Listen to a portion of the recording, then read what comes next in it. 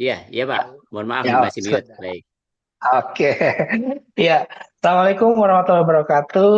Selamat Assalamualaikum siang warahmatullahi wabarakatuh. Pak dan Ibu sekalian yang saya hormati, Ibu Mira selaku Ketua Program Studi Pendidikan Anak Usia Dini di kampus UPI Cibiru, Pak.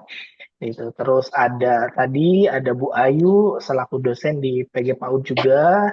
Terus ada yang hadir ada Ibu Dini selaku sekretaris ya, sekretaris dari program sekolah dasar. Terus ada Pak Agus Juhana dari program studi pendidikan multimedia dan ada Pak Ranu juga dari PGSD gitu ya. Mungkin ini yang lain mungkin mohon maaf tidak tersebutkan karena ini lumayan banyak juga nih pesertanya. Ya, yang saya banggakan ini teman-teman mahasiswa di lingkungan kampus UPI Cibiru. Terima kasih sudah berkenan hadir juga ya untuk menyimak bagaimana kita mempersiapkan PKM di tahun 2025 ini, yang dimana kita punya waktu sekitar 1 bulan gitu ya. Efektifnya kita 1 bulan karena di bulan Februari itu kita sudah harus submit gitu ya. Akan tetapi ini teman-teman gitu ya, selama proses tersebut, insya Allah kami dari koordinator PKM di Cibiru gitu ya akan selalu eh, apa namanya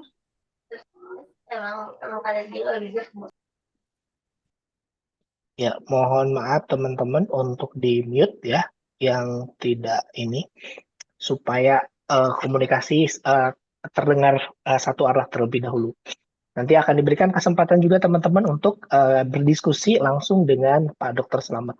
Ya, jadi ini teman-teman sebagai informasi bahwa kami dari Kampus UPI Cibiru gitu kan ya nanti juga akan melakukan bagaimana pendampingan gitu ya dan tentu pendampingan itu kita akan lakukan secara fisikal gitu di mana nanti teman-teman akan diminta untuk hadir dan bagaimana proses dari apa yang kita sampaikan, apa yang sudah disampaikan nanti oleh Pak Dr. Slamet itu menjadi bekal kita bagaimana kita menyusun dan juga apa ya namanya kiat sukses gitu ya untuk PKM 2025, bagaimana lolos pendanaan, bagaimana masuk ke PIMNAS dan bagaimana bisa mendapatkan emas gitu ya di tahun 2025. Oke, untuk itu mohon kiranya Bu Ayu untuk share screen terlebih dahulu ya, maka perkenalkan Pak Sayang gitu ya. Jadi di sini saya akan membacakan CV dari pemateri kita hari ini, yaitu Pak Dr. Slamet Widodo, STP, MSc. Beliau ini merupakan dosen dan juga peneliti di IPB University, di mana uh, beliau melakukan pendidikan, menyelesaikan pendidikannya S1 di IPB gitu dengan prodi Teknik Pertanian gitu ya, S2-nya dia itu di Southern Taiwan University ya, terus ya S3-nya di Kyoto University. Jadi beliau sudah sangat pengalaman internasionalnya lebih banyak dan tentunya di sini pengalaman penelitiannya pun beliau juga sangat banyak ya. Kalau dilihat dari CV ini beliau itu banyak sekali, tapi ini dirangkum gitu ya supaya lebih mengenal gitu ya. Jadi pengalaman penelitian beliau yaitu di development of rice spots apa ini seeder by drone gitu ya di tahun 2024. Juga ada analisis cepat komposisi dan adulterasi pada susu sapi segar berbasis multi-channel spectral sensor dan embedded machine learning itu juga di 2024 dan yang terakhir di 2024 yaitu terkait dengan pengembangan sistem deteksi kandungan minyak kelapa sawit secara non destruktif berbasis UV-VIS NR spektroskopi ya itu sebagai anggota di tahun 2024. Selain itu juga beliau aktif ya, beliau ini sangat aktif dan juga salah satu insan PKM ya, yang dimana beliau ini menjadi salah satu reviewer nasional juga dan juga pembimbing PKM di IPB gitu ya. Jadi dari sejak 2016 beliau sudah penggiat PKM gitu ya. Makanya saya pikir dengan pengalaman beliau dan juga beberapa apa namanya kemampuan daripada beliau, saya mengundang beliau untuk berbagi dan juga eh, memberikan masukan-masukan kepada mahasiswa dan juga para dosen calon pembimbing di PKM tahun 2025. Mohon izin Pak Dr. Slamet untuk memberikan informasi sedetail mungkin gitu ya kepada kami sehingga kami juga bisa berkompetisi dengan ide-ide yang bagus gitu ya sehingga di tahun 2025 ini kita bisa mendapatkan yang terbaik hasil daripada apa yang akan kita proses di 1-2 bulan yang akan datang untuk penyusunan proposalnya. Ya, untuk mengefektifkan waktu gitu ya, mungkin saya langsung saja memberikan kesempatan kepada Bapak Dr. Slamet Widodo untuk menyampaikan materinya di kesempatan siang hari ini. Silakan. Oke, baik, terima kasih Pak Nur Hidayatullah ya. Panggilnya Pak Tullah tadi ternyata ya. Saya pikir Pak Nur Hidayat Iya, tadi. iya. Ya, baik. Baik, Bismillahirrahmanirrahim. Assalamualaikum warahmatullahi wabarakatuh. Waalaikumsalam. Waalaikumsalam warahmatullahi wabarakatuh. Ya, yang saya hormati, ini ada Bu Kaprodi ya, Bu Mirawati tadi, ada Bu Sekretaris Prodi juga, ada Pak Tullah dan juga Bapak Ibu dosen dan tentunya adalah adik-adik mahasiswa ya di UPI. Itulah satgeranya.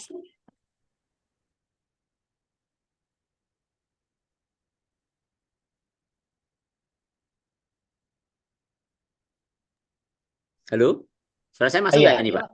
iya, iya, ada Pak. Barusan hilang. Oh, barusan hilang ya, itu ke mute tadi ya. Baik. Baik, saya ulangi, saya menghormati Bapak Ibu di ini ya dosen, dari ada Kaprodi, ada Sekretaris Prodi, Bapak Ibu dosen dan juga utamanya adalah adik-adik mahasiswa ya, rekan-rekan mahasiswa di apa UPI Kampus Sibiru.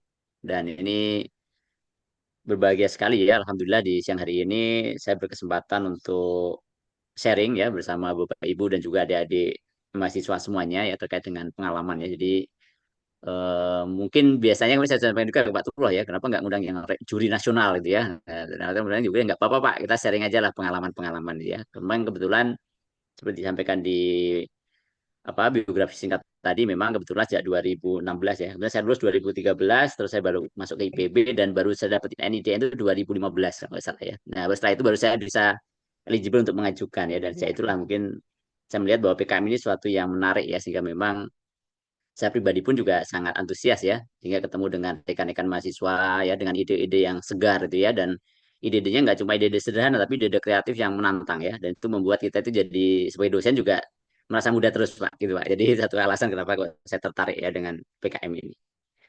Baik, saya izin untuk share screen.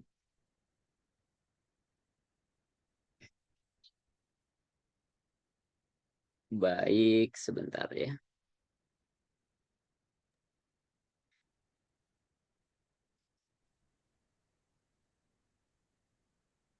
Oke, apakah sudah muncul ini Pak? Sudah, Pak. Sudah ada. Baik. Dan nanti kalau kepanjangan mohon diinfokan ya, misalnya waktunya belum mau habis mohon diinfokan ya. Kadang-kadang kalau ngomong suka lupa waktu ya. Baik, ini kemarin saya diminta oleh Pak Tullah ya untuk sharing ya terkait dengan pengalaman begitu ya, bagaimana kita bisa menyiapkan tim dan juga utamanya proposal ya untuk bisa lolos pendanaan dan syukur-syukur bisa lolos juga ke PIMNAS dan bisa juara gitu ya. Meskipun kadang banyak faktor ya untuk juara di PIMNAS itu banyak faktor ya. Kita sudah siapkan muateng gitu ternyata tidak sekedar faktor internal kita ya, tapi faktor eksternalnya juga tinggi ya. Ketika kita udah bagus tapi apa kawan kita di satu kelas lebih bagus ya kita nggak bisa juga gitu ya. Jadi memang banyak faktor ya. Baik. Dan sudah dijelaskan oleh Pak moderator tadi ya, saya skip ya. Dan ini pengalaman beberapa ya. Jadi memang Bapak Ibu ini ada pengalaman kebetulan di IPB saya sebagai reviewer internal juga ya. Jadi tapi lebih banyak sebenarnya saya lebih suka sharing sebagai pembimbing ya. Sebenarnya ini kebetulan dari 2016 sampai dengan terakhir 2024 itu cukup ada beberapa memang ya tim yang saya dampingi untuk di PKM ya. Baik yang lolos didanai, terus misalkan yang lolos PIMNAS atau mungkin ada beberapa yang dapat medali apa untuk di PIMNAS ya, baik yang juara favorit atau perunggu atau perak atau mungkin medali emas ya terakhir yang 2021 waktu itu agak di luar prediksi ya. Nanti saya cerita juga ini agak menarik ya di apa di dunia PIMNAS itu ternyata dunianya menarik ya. Banyak dinamika dan kadang-kadang unpredictable gitu ya. Contoh misalkan nanti di 2001 itu kok tiba-tiba saya dapat emas itu juga itu suatu yang agak di luar prediksi gitu ya. Ya, termasuk juga kenapa kok ada yang itu ada gambar small gitu ya. Waktu itu kenapa kok dapatnya kok perak gitu ya, kok nggak emas misalnya gitu ya. Jadi ada beberapa hal yang mungkin juga kita perlu cermati kalau memang orientasi kita itu adalah memang untuk apa ya terkait dengan kejuaraan di PIMNAS ya. Baik. Baik, kira-kira ini yang akan saya share hari ini ya, di siang hari ini. Pertama mungkin ini sudah umum, adik-adik, Bapak Ibu juga bisa baca di panduannya ya, dan mungkin nanti memang yang paling tepat adalah kita baca panduan yang paling terkini ya di 2025, mungkin nanti dalam waktu dekat akan segera dirilis mungkin ya. Nanti juga yang kedua adalah terkait bagaimana terkait menggali ide kreatif ya, karena poin utama dari PKM itu adalah kreativitas. Terus nanti terkait nomor 3 mungkin pengalaman kami lah ya di kampus kami termasuk juga di IPB bagaimana kita membentuk tim dan juga menyiapkan proposal dengan sebaik mungkin ya. Terus yang keempat terkait dengan karena saya bayang tadi kan di judulnya di posternya itu menyiapkan proposal untuk lolos pendanaan dan PIMNAS yang mungkin saya akan lebih banyak ke beberapa hal yang kadang-kadang kita suka lupa ya sehingga nanti idenya bagus banget tapi ternyata nggak lolos gitu ya di itu beberapa kesalahan umum dan mungkin nanti di akhir mungkin bisa juga sambil saya itu cerita mungkin ada beberapa catatan yang mungkin kalau kita pengen tidak sekedar meramaikan PIMNAS tapi juga kita juga ikut dalam kompetisi terkait untuk kejuaraan mungkin ada beberapa hal yang kita perlu juga cermati begitu ya. Baik. Baik, apa itu PKM ya Bapak Ibu dan juga adik-adik mahasiswa tentu sudah kenal ya tentang program kreativitas mahasiswa. Jadi memang ini adalah satu program yang menjadi salah satu ini ya apa eh, concern yang begitu besar di banyak kampus ya sehingga memang effortnya besar banget di kampus-kampus termasuk di IPB, UGM, ITS, UB dan semuanya menjadi suatu ajang kompetisi yang cukup prestisius ya di kalangan mahasiswa termasuk kalau dari pengalaman saya pun mengikuti ini suatu juga memang pagelaran yang sangat luar biasa ya perlu endurance yang panjang ya karena prosesnya lama banget sekitar 1 tahun gitu ya dan di akhir juga itu penuh dengan drama juga gitu ya jadi memang kadang-kadang juga suasananya kayak kita nonton kemarin ya Indonesia lawan Saudi itu ya nggak kalah juga ya waktu kita nonton bola ya ternyata menarik juga dan yang utama adalah memang ini adalah ajang untuk para mahasiswa ya itu untuk beradu ide ya bukan beradu lah ya kayak kita untuk saling mempropos ide-ide yang kreatif yang inovatif yang tentunya adalah solutif untuk bermacam macam persoalan yang kita hadapi jadi ini suatu yang memang sangat menarik saya kira gitu ya jadi sebagai gambaran ya bahwa ini adalah event yang luar biasa ya. Ini tahun 2023 ini kebetulan saya ambil dari sosialisasi yang tahun lalu ya. Yang edisi terbarunya belum ada rekapnya ya. Ini gambaran di tahun 2023 itu ada hampir 1.400 perguruan tinggi yang terlibat ya. Dan mahasiswanya itu ada 127.000 ya. Dan ternyata terakhir ketika pelaksananya berkurang ya hampir separuhnya ya. Ada 700-an perguruan tinggi dan sekitar 17.000. Anda bayangkan ya 17.000 dari 127.000 itu nggak sampai 10% ya. Ya kurang lebih mungkin di belasan lah ya di mungkin di belasan persen lah mungkin 15%-an dari proposal itu ya mahasiswa yang majukan proposal ternyata cuma sekian persen. Dan dari 17.000 itu yang diundang PIMNAS paling 1.000-an ya. Jadi itu sesuatu yang sangat menarik dan sangat prestisius memang ya. Dan ini adalah terkait dengan proposalnya sampai 42.000 gitu ya. Jadi ini suatu yang luar biasa dan memang suatu yang saya sangat layak untuk terus diteruskan karena ini suatu ajang yang memang tadi ya cocok dengan dunia kampus di mana kita mengasah ya ide-ide segar ya dengan berlandaskan nuansa akademik untuk menyelesaikan berbagai macam problematika yang kita hadapi di masyarakat. Kira-kira begitu.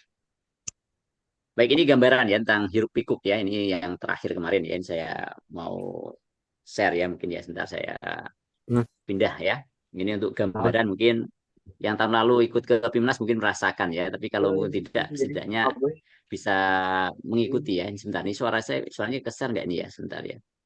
Sebentar saya cek dulu nih ya untuk audionya. Sebentar. Sebentar. Audio sebentar saya cek ya.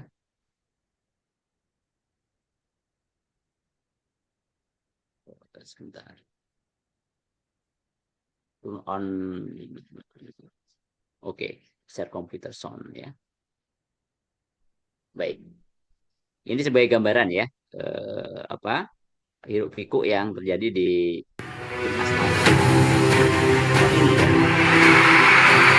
Universitas Gajah Mada dengan juara umum yakni Universitas Hasanuddin. Kami ucapkan penghargaan setinggi-tingginya untuk juara umum PIMNAS ke-37 tahun 2024 Universitas Hasanuddin. Ya. Baik, tadi kita sudah simak bersama ya. Itu adalah kira-kira gambaran lah ya suasana penutupan di pekan apa di PIMNAS ya, Pekan Ilmiah Mahasiswa Nasional tahun ini ya, di mana ada sejarah baru ya, tercatat bahwa Unhas ini di kampus pertama di luar Jawa yang menjadi juara umum ya, mengalahkan dominasi ya dari beberapa kampus yang juara umum ya, seperti UGM ya, Brawijaya, IPB, ITS ya, beberapa yang sudah pernah jadi juara kan itu ya. Dan ini ternyata ada suatu yang sejarah baru ya, bahwa ada juara baru pertama di luar Jawa ya. Ini menunjukkan bahwa saya memang juga ini ada sesuatu yang sangat kompetitif, dan memang semua kampus ya dari ujung timur sampai ujung barat itu juga memang begitu antusias ya menyambut pergelaran PKM dan juga PIMNAS ini ya. Dan mudah-mudahan nanti adik-adik menjadi semangat ya mahasiswa ya untuk jadi bagian dari PIMNAS, kita bisa merasakan hiruk pikuknya di sana begitu. Baik. Ini tentang PKM ya, ini gambaran umumnya adalah memang ini programnya singkat sebenarnya ya. Jadi pelaksanaan cuma 3 sampai 4 bulan ya. Tapi meskipun demikian saya bilang tadi bahwa ini adalah program yang memang menuntut endurance yang tinggi ya, daya tahannya tinggi, karena sejak akhir tahun ini sudah nyiapin ide ya, nyari ide, nyiapin proposal, nanti submit, nanti nunggu pendanaan, pelaksanaan dan seterusnya ya. Jadi memang praktis hampir 1 tahun sebenarnya pelaksanaannya, dan warnanya yang diminta adalah seperti itu ya, ada laporan kemajuan, laporan akhir, ada produk-produk PKM sesuai dengan temanya ya, apakah nanti berupa prototipe, apakah produk, ataukah mungkin sekedar apa artikel ilmiah gitu ya, ataukah mungkin semacam program-program yang kita implementasikan di masyarakat ya. Termasuk ini ada tambahan baru karena untuk menggaungkan ya suasana PKM itu memang sekarang diminta juga untuk media sosial ya, sehingga memang apa ya, nuansa PKM itu juga bisa lebih tersosialisasikan dan lebih mewarnai ya apa di media sosial kita. Baik, ini terkait dengan PKM ya, itu personilnya antara 3 sampai 5 mahasiswa gitu ya. Dan ini beberapa ketentuan tadi ya memang di evaluasi dari tahun ke tahun ya, memang ada pembatasan-pembatasan ya. Kalau dulu satu orang bisa mengajukan banyak banget ya. Nah, sekarang sudah kita batasi misalkan ya, satu mahasiswa itu hanya boleh mengajukan satu proposal untuk pendanaan 8 bidang ya, satu proposal untuk insentif gitu ya, dan satu proposal apa skema pendanaan, dan satu untuk yang skema insentif. Jadi paling banter cuma 2 saja ya, 2 proposal ya. Baik sebagai ketua maupun anggota. Jadi maksimal cuma 2. Jadi memang kalaupun Anda punya banyak ide banyak juga, akhirnya kan kita pengen memberikan kesempatan yang luas untuk semua mahasiswa untuk terlibat ya. Pun demikian dengan dosen ya. Dosen pun juga dibatasi ya.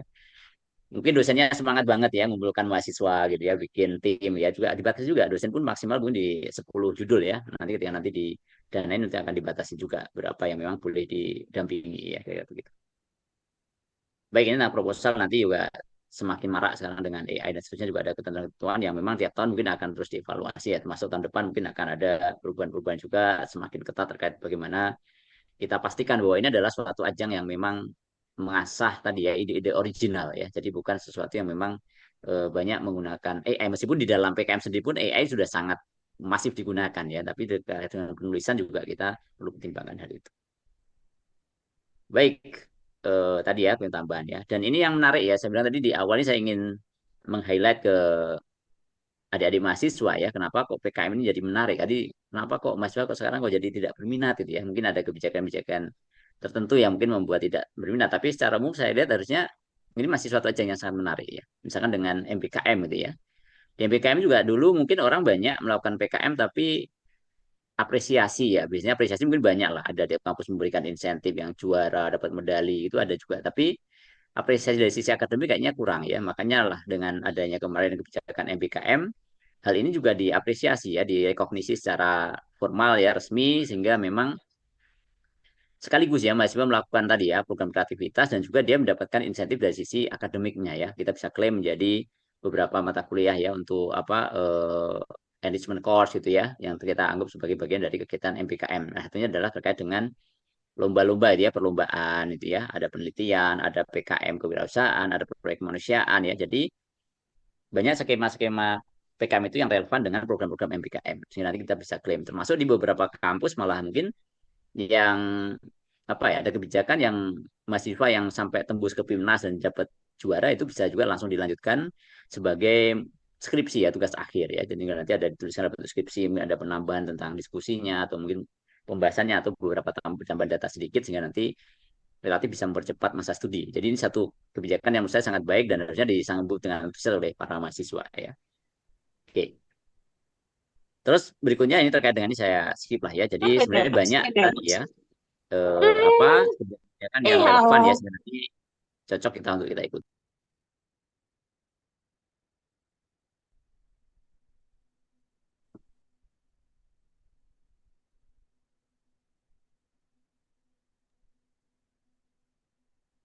Halo, ini kok tadi ada mute dan unmute ya? Masuk nggak Pak? Udah masuk, Pak. Iya baik. Oke baik. Ini mohon maaf ada iklan ya, ada tahu bulat lewat ya. Jadi mohon maaf. Jadi ini adalah contoh penyetaraan ya. Jadi kalau misalkan lolos tahap 1 aja proposalnya gitu ya. Proposalnya lolos itu didapat misalkan SKS-nya berapa sih? Terus nanti lolos didanai ada berapa beberapa apa penyitaan SKS-nya ya. Dan juga nanti sampai dengan PIMNAS dan seterusnya. Jadi karena ini durasinya panjang ya. Jadi memang nanti kita bisa lihat ternyata kita bisa klaim menjadi SKS kredit ya, kredit SKS yang kita bisa masukkan dalam transkrip nilai dari para mahasiswa. Jadi satu yang menurut saya kebijakannya cukup menarik karena memang ini juga bobot dan juga effortnya juga sangat besar ya. Itu bahkan bisa sampai 10 SKS tuh ya. Jadi begitu. Oke, ini adalah terkait dengan kriteria ya. Itu ada 8 bidang dan juga ada 2 yang sifatnya insentif ya. Jadi ada PKM riset ya, baik yang sosial, humaniora maupun eksakta, ada kewirausahaan, ada pengabdian masyarakat, penerapan IPTEX, ada yang karsa cipta, terus ada karya inovatif ya, ada juga terkait dengan video gagasan konstruktif ya, dan ada gagasan ya futuristik tertulis dan juga AI ya yang artikel ilmiah. Jadi ada yang sifatnya adalah insentif saja, tapi ada juga yang nanti sifatnya adalah dikompetisikan ya, dilombakan ya, kira-kira begitu. Dan untuk dananya cukup lumayan ya, dari 6 juta sampai 10 juta dari Pilmawa, dan ini juga nanti akan ada dari PT ya, dan sifatnya wajib ya. Jadi memang nanti dari kalau adik-adik mengajukan, nanti sudah pertimbangan juga nih, oh butuh dananya sekian loh. Berarti nanti Anda ajukan ke Pilmawa gitu ya, sehingga nanti rate-nya juga nggak boleh kurang, nggak boleh lebih ya, jadi 6 sampai 10 juta, terus nanti dari kampus juga memberikan apa bantuan ya dalam bentuk in cash maupun in kind begitu, dan juga mungkin kalau ada mitra yang memang tertarik untuk mengimplementasikan juga nanti akan menjadi benefit tersendiri ya, bahwa mitranya itu tertarik dengan ide yang adik-adik bawa sehingga nanti mungkin bisa juga memberikan bantuan ya pendanaan meskipun maksimumnya adalah 1 juta ya. Jadi maksimumnya adalah 13 juta untuk program tersebut. Jadi kita perlu juga secara baik menyusun RAP-nya ya. Nah, nanti berikutnya adalah terkait dengan karakteristiknya itu juga beda-beda ya.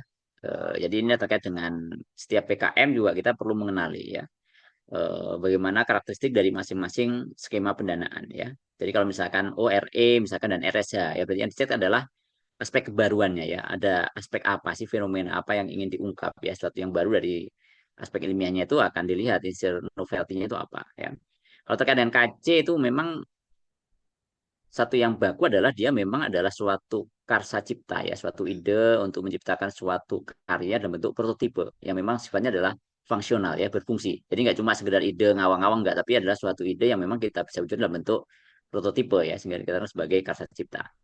Nah, kalau yang karya inovatif mirip banget ya dengan KC, tetapi di situ nanti memang dia sudah lebih advance ya, maksudnya di situ sudah sampai ke dari sisi teknologi mungkin tidak setinggi KC, tapi mungkin dari sisi manufacturing dan juga implementasi sudah lebih jauh ya, TKT-nya lebih tinggi ya, tingkat kesiapan teknologinya sudah lebih tinggi sehingga memang menjadi produk yang siap untuk diproduksi ya dengan skala 1:1 dan mungkin sudah sampai pada dekat lagi untuk arah ke komersialisasi di mass production begitu.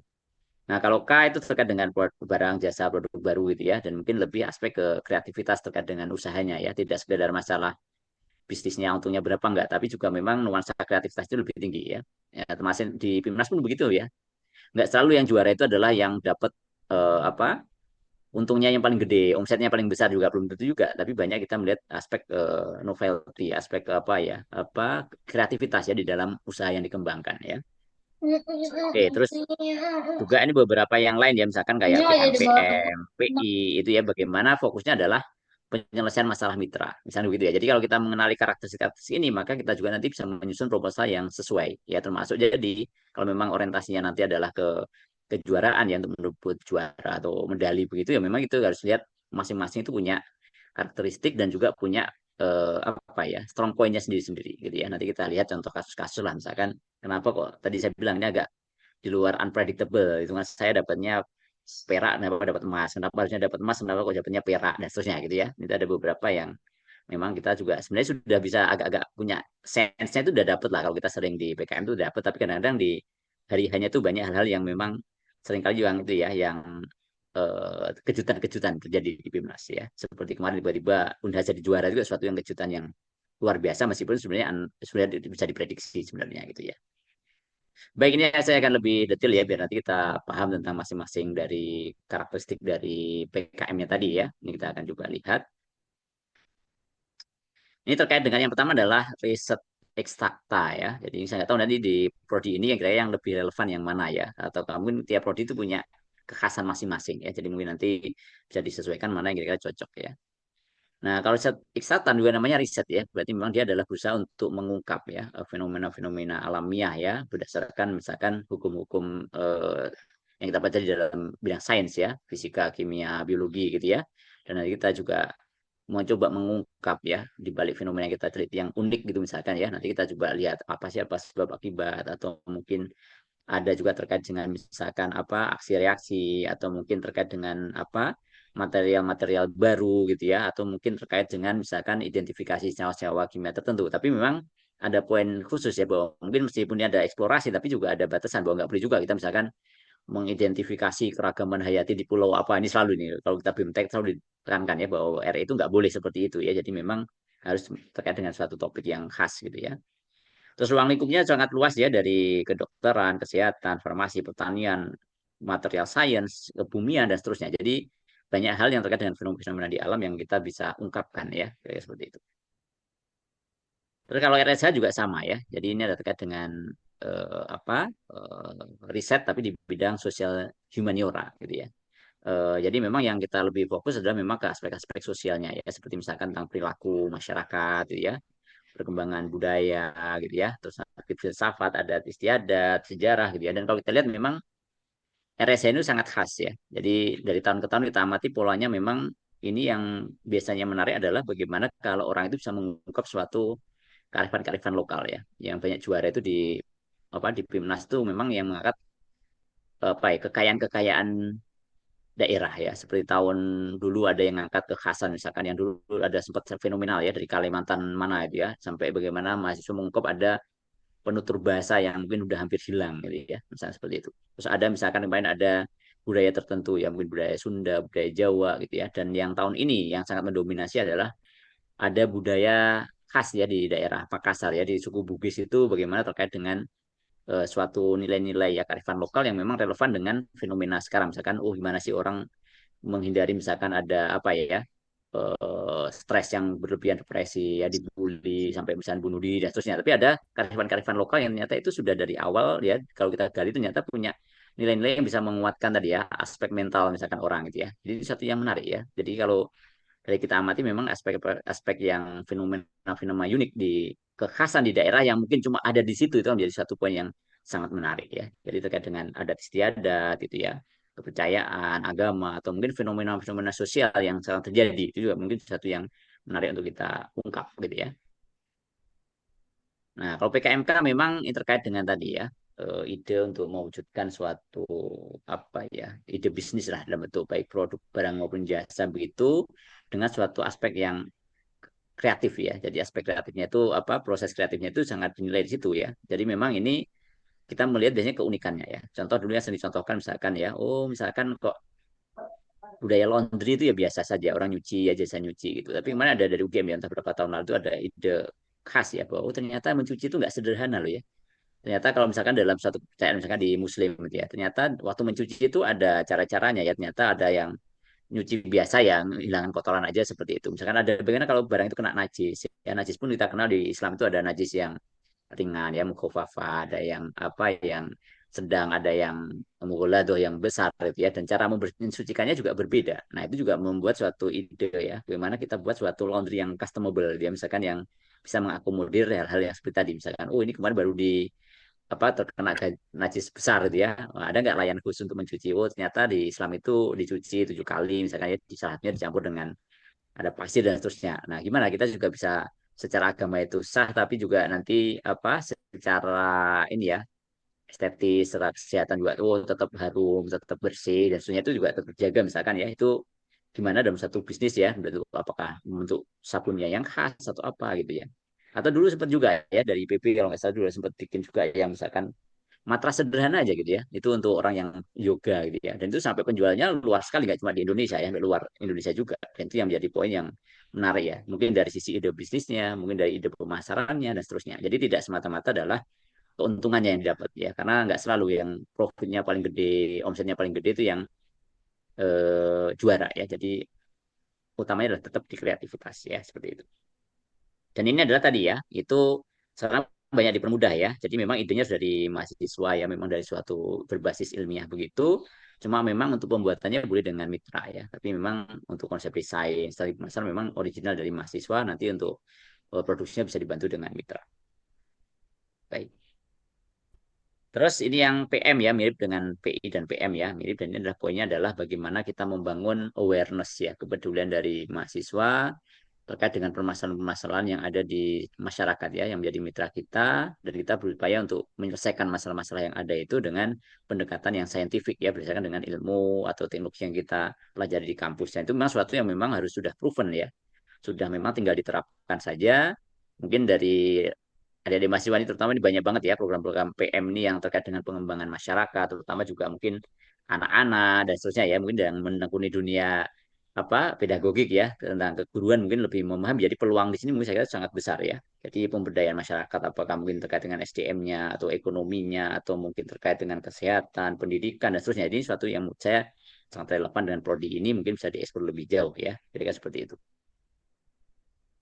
Terus PI ya sama ya, PI itu sama, cuma memang bedanya dengan PM tadi adalah terkait dengan mitra ya. Nah, di sini adalah memang mitranya adalah suatu mitra yang harus profit ya, yang memang orientasinya bisnis, orientasinya keuntungan. Nah, jadi dengan adanya kita memperkenalkan teknologi tadi ya, Iptek itu kepada mitra kita harapkan bisa menyelesaikan masalah yang ada di mitra atau juga makin meningkatkan kelas dari mitra berorientasi profit yang kita dampingi ya. Apakah semakin di situ profitnya makin, prosesnya makin efisien atau mungkin semakin ergonomis sehingga pekerjaannya makin nyaman gitu ya. Jadi banyak hal yang kita bisa kaji, nggak sekedar masalah meningkatkan profitnya saja ya, tapi juga nanti bagaimana kita meningkatkan ya terkait dengan aspek-aspek yang lain, misalkan terkait dengan kenyamanan kerja, terkait dengan bagaimana prosesnya semakin mungkin limbahnya juga bisa diatasi ke lingkungan dan seterusnya. Jadi memang banyak hal yang kita bisa kaji dan sama ini adalah sesuatu yang memang tidak boleh ada risetnya lagi. Itu ada sesuatu yang memang sudah teknologi yang proven, misalkan di kampus ada dosen kita mengembangkan inovasi apa gitu ya.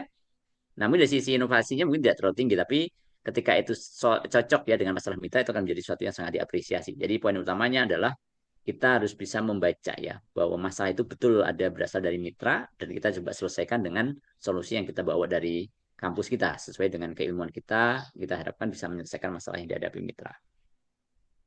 Nah, ini KC ya, ini kebetulan ini bidang yang agak dekat saya PI KC itu ya. Jadi KC ini adalah karsa cipta ya, sesuai dengan judulnya. Karsa itu kan keinginan, ya cipta itu ya untuk menciptakan, membuat sesuatu ya. Jadi memang ini adalah suatu ide-ide kreatif yang kita ingin mewujudkan suatu produk ya, ya suatu prototipe yang memang suatu cirinya adalah tadi ya, kreativitasnya tinggi dan juga aspek teknologinya itu tinggi. Ya bisa jadi itu adalah sesuatu yang memang futuristik gitu ya. Meskipun futuristiknya tidak terlalu jauh ya. Kalau misalkan di VGK atau GFT itu mungkin bisa 20-30 tahun. Nah, kalau misalkan KC mungkin dalam waktu lebih dekat lah 3-5 tahun kita bisa mungkin sudah bisa diimplementasikan. Jadi saat ini kita membuat tidak harus barangnya itu sudah jadi benar ya 1:1 ya. Bahkan kalau KC ini bisa juga kalau misalkan ide kita besar gitu ya. Nah, makanya kita juga kadang-kadang cuma cukup membuat modelnya saja ya, nggak harus 1:1, mungkin cuma dibuat model disimulasikan, tapi memang harus menunjukkan bahwa karsa cipta kita itu suatu yang memang proven ya, suatu yang fungsional, suatu yang memang bisa kita wujudkan ya, nggak ngawang-ngawang gitu ya, jadi memang suatu yang kita bisa wujudkan ya. Jadi memang ini disarankan memang nanti karena ini sangat khas ya, jadi kalau ada beberapa PKM itu yang memang mensyaratkan bidang ilmunya harus sesuai, ada juga yang tidak harus sesuai, misalkan kewirausahaan itu nggak harus sesuai bidangnya ya, tapi kalau yang KC ini akan sangat dilihat apakah background keilmuannya akan relevan atau tidak ya. Dan itu memang seharusnya memang begitulah ya. Kalau misalkan bidang ilmunya nggak relevan, nanti mungkin banyak hal yang kita tidak aware ya, sebetulnya kita tidak tahu, tidak kita perhatikan, sehingga nanti ketika aspek diterapkannya juga mungkin tidak benar-benar juga relevan dengan lingkungan yang aslinya, masalah yang realnya juga mungkin kita nggak akan memahami. Jadi memang untuk yang beberapa bidang yang memang harus dituntut yang sesuai dengan bidangnya itu kita juga harus perhatikan ya, kayak seperti itu. Terus ada juga yang bukannya adalah karya inovatif ya. Ini adalah PKM yang relatif baru ya, muncul ya, KI, karena mungkin melihat di KC itu sudah banyak banget gitu ya. Cuma pengen mungkin satu aspek yang ingin ditambahkan adalah bagaimana produk yang dihasilkan itu cuma dibuat dalam skala tadi ya, simulasi itu ya. Bisa nggak itu dihilirisasi ya? Maka dimunculkanlah ada PKM KI ya, karya inovatif. Jadi memang ini dari sisi teknologinya cukup tinggi ya, mungkin sudah hampir menyamai KC ya, atau mungkin agak lebih rendah sedikit, tapi dari sisi implementasinya sudah siap diterapkan ya. Sudah 1:1, bahkan mungkin sudah siap dipublikasi ya, apa dipublikasi untuk mass production, untuk dijual kira-kira begitu. Jadi TKT-nya sudah cukup tinggi. Jadi ini yang membedakan dengan KC ya. Jadi ini suatu memang sudah produknya udah jadi, udah 1:1, udah siap diproduksi, dan memang sudah benar-benar sudah memang sudah working ya, sudah bekerja gitu, fungsional begitu. Nah, inilah perbandingan ya, ini agak mirip-mirip ya dari PI, KI, dan KC ya. Jadi kalau PI itu fokusnya adalah terkait dengan masalah mitra ya. Jadi kalau misalkan nanti digali itu begitu ketemu nih, tiba-tiba ini masalahnya bukan dari mitra, tetapi dari kita yang ingin mengenalkan ya. Nah, itu mungkin langsung bisa jadi langsung dicoret tuh ya di awal proposal. Tapi bagaimana kita ketemu masalah mitra dan gimana solusi yang kita hadirkan itu memang sesuai menjawab masalah mitra, itu yang paling utama ya. Nanti kita lihat dari dampaknya ya, apakah nanti semakin profitnya makin meningkat, efisiensinya makin bagus, limbahnya mungkin makin menurun, semakin ergonomis dan seterusnya ya, makin nyaman pekerjaannya dan seterusnya. Kita lihat impact dari teknologi yang kita terapkan. Terus kalau KI tadi saya singgung ya, dia memang sudah teknologi nyata, sudah 1:1, sudah fungsional, bahkan sudah siap dimanufaktur ya, kira-kira begitu. Nah, kalau yang KC memang relatif lebih tadi ya, agak nggak harus sekarang bisa digunakan, tapi relatif dalam beberapa waktu yang dekat kita bisa wujudkan ya, dengan ide-ide kreatif, dengan teknologi-teknologi yang relatif mungkin paling advance ya di antara PKM-PKM yang lain, yang paling tinggi. Dan nanti makanya nanti mungkin topiknya mirip-mirip, nanti kita perlu sangat jeli ya melihat kira-kira di kamar mana yang sesuai untuk PKM-nya, bidang apa yang relevan ya, sehingga nanti satu relevan dengan cakupannya, yang kedua adalah misalkan kalau kita berorientasi untuk kejuaraan ya, maka ini akan kompetitif untuk bisa misalkan bersaing di level nasional di ajang PIMNAS misalnya begitu ya. Baik.